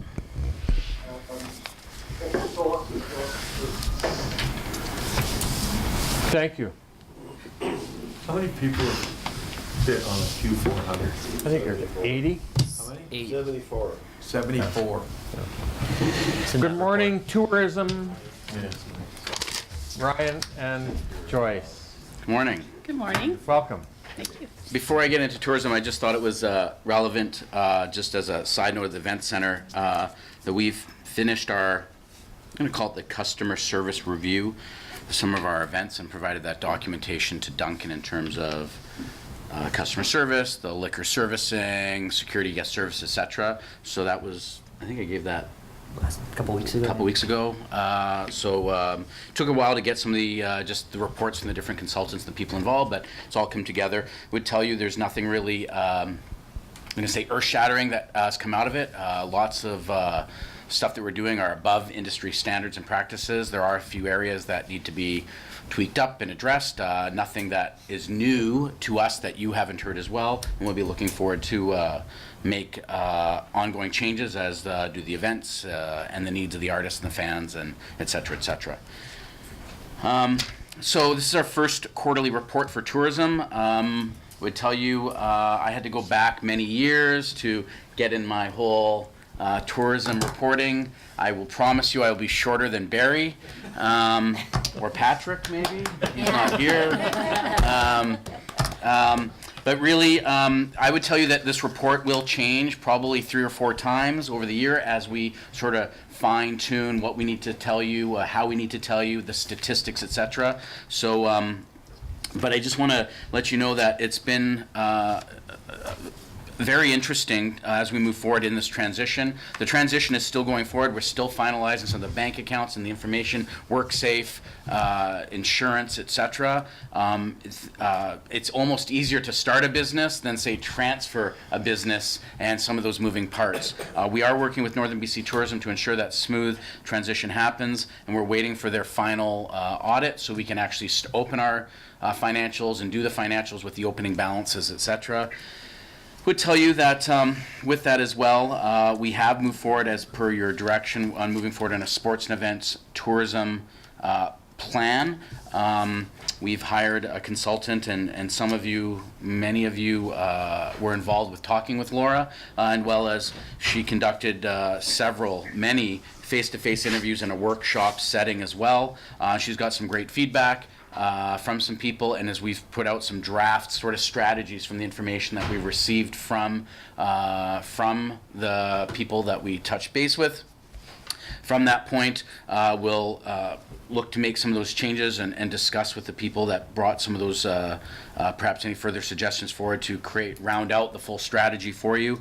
She is coming back up in April to look at the amenities and the facilities and look at matching sports and event opportunities with the facilities and amenities that we have, along with the groups and organizations that are that we have and their ideas as well.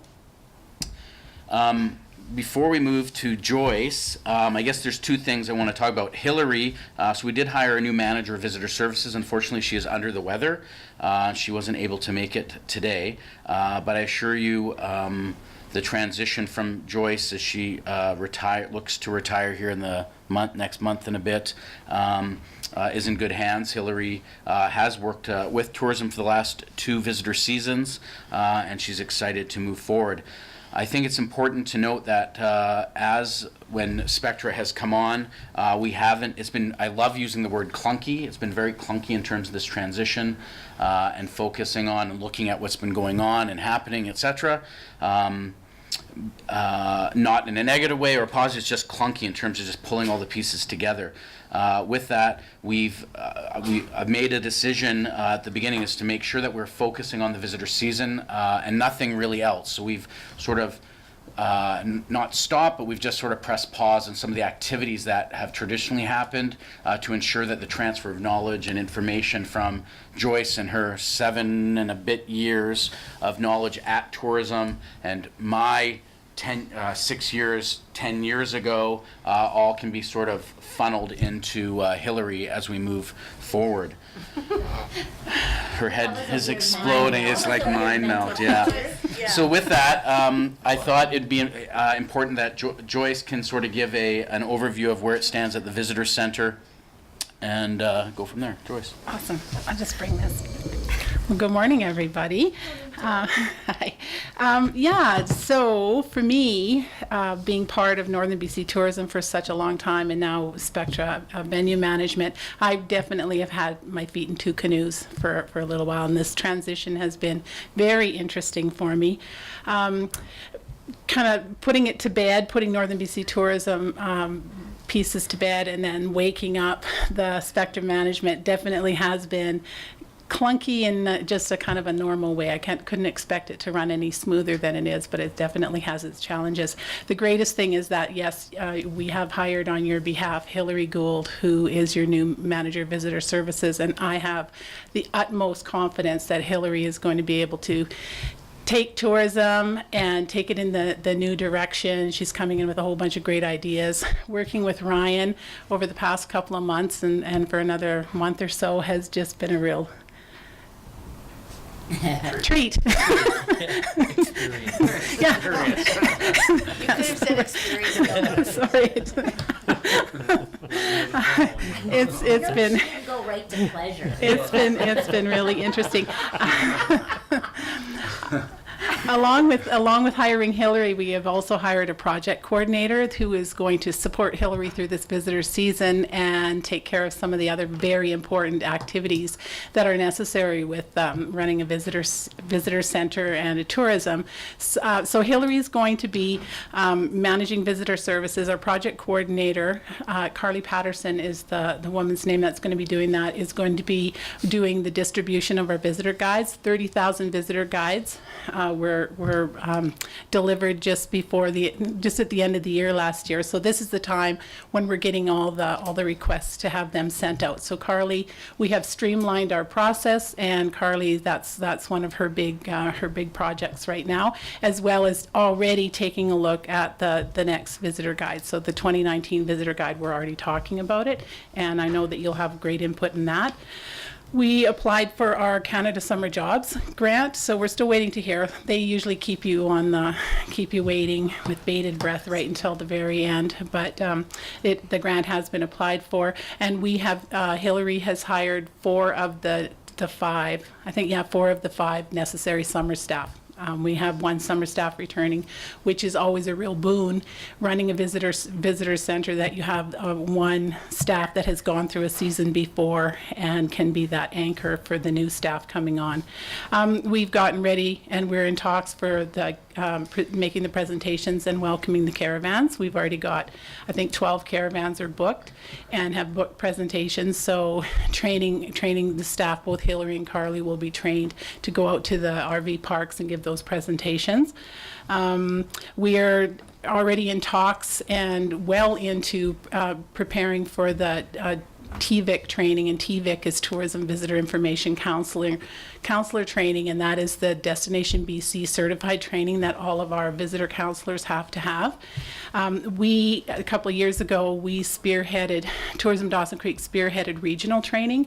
So most communities in BC just train their own staff, but we decided that it would be a real benefit to the whole region to bring all the staff together and train them en masse. So Tourism Dawson Creek has been doing that for, I think this will be our 4th year, and we usually train between 20 and 25 staff from Dawson Creek, Fort St. John, Hudson Hope, Tumbler Ridge, Chetwynd, Pooskoopi, and Taylor. So whichever ones can come, and we're well on the way to doing that. Also, something really great that's happened, that's kind of in the exciting and new initiatives, is Hillary has really joined forces with some of our other managers in town. This is a really an awesome time, because not just Tourism Dawson Creek is under new management, but the Art Gallery has hired a new executive director. There is Shayna Hammer at KPAC, she's relatively new, and now also you have a new person at the library. And these professionals have come together, and Hillary has called it the Fellowship of the Post, and they're actually meeting on a regular basis and planning for the first thing that they're doing is planning for the Tourism in Your Own Town month, which is the month of June. So they've got some exciting things going. So you can expect great things to be coming from them. So I guess with that, I will say, bid you adieu. Say it's been a pleasure working for tourism. Yeah, thank you. So this was Joyce's last, I guess, formal council meeting. She leaves us here in a couple of days. She is sort of on retainer, so to speak, for the next month as we look to further transition out and do some stuff remotely. But I've only had the pleasure shortly here to work with Joyce, and it's been your knowledge and your enthusiasm and passion for Dawson Creek has been spectacular, and I wish you the very best. And I know that wherever you go next, you will be that shining, bright star in that community as well. So I wish you the very best, Joyce. And obviously, we have such tight connections in our community with the folks that do so much. And so when Joyce announced that she and her husband were moving to the island and retiring, we, with sadness, always see our folks leave our community, but obviously with the pleasure to know that you gave us so much of yourself to the role of tourism on behalf of our community. We want to say how much we appreciate that on behalf of everybody, and wish you the very, very best. And the coveted mayor's pen. The coveted mayor's pen. The much coveted mayor's pen. Your winter boots will be at Thank you. The much coveted so mayor's much. pen. Joyce, turn. Hold on. And Turn that way. Too much backlight. There we go. There we go. Bossy, isn't he? 2 steps to the left, Very 2 bossy. back. Starting to sound like Melanie. congratulations. Thank you. Joyce is used to, so that's Joyce is okay. used to that. She understands. And Joyce, you didn't cry. I did Cheryl know. Anyone have Any questions for Ryan and Joyce? That's such a I send do. Joyce some I winter just boots. want to talk about sports tourism for 1 second. Yes, sir. Like, how close are we getting to that? Because I've had a lot of, soccer, basketball, volleyball have been asking me at our regular meetings at South Peace, what's going on with sports tourism in Dawson Creek, and are we getting any closer? Yeah, so from the participants and the groups and organizations that were interviewed, for lack of a better word, right, and they gave us their input and feedback, we sent them a copy of the draft strategies. They were to send back any of their comments or concerns or issues, or are we on the right track, et cetera, et cetera. We have received those. Laura's on spring break right now. Their family's traveling, et cetera. She also there's a bunch of groups that weren't available while she was up, so we're making phone calls for example, karate and a few bowling and a few other the organizations and groups that have been identified. And then from that, she's coming up to review. Now we'll have some draft strategies. We're going to take the organizations and also then understand the facilities assessment in terms of what can those facilities offer in terms of besides of what they're doing now. Do we meet a Western Canadian provincial national standard and what that is? So we have some basis for that. So with all that being said, we're looking to have the strategy back to Mayor and Council mid-May.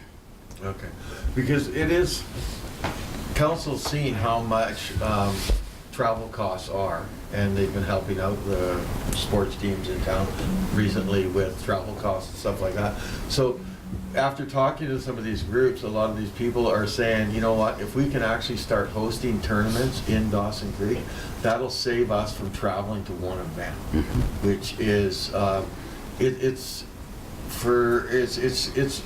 over $10,000 just to go to Vancouver, to take your team to Vancouver, and that's doing it as cheap as you can. So the more events that our sports group in town that are from Dawson Creek can have in Dawson Creek, that's it's a savings for them. And then I'm going to talk to you about a indoor field house. Thank you. Hey, Thank you. Go ahead. Ryan and Joyce, I want you to know I appreciate how you've been helping behind the scenes of the Historical Society. I appreciate your proactive engagement. Thank you very much. Thank you. Thank you, everybody. So nothing further. We're going to adjourn to close.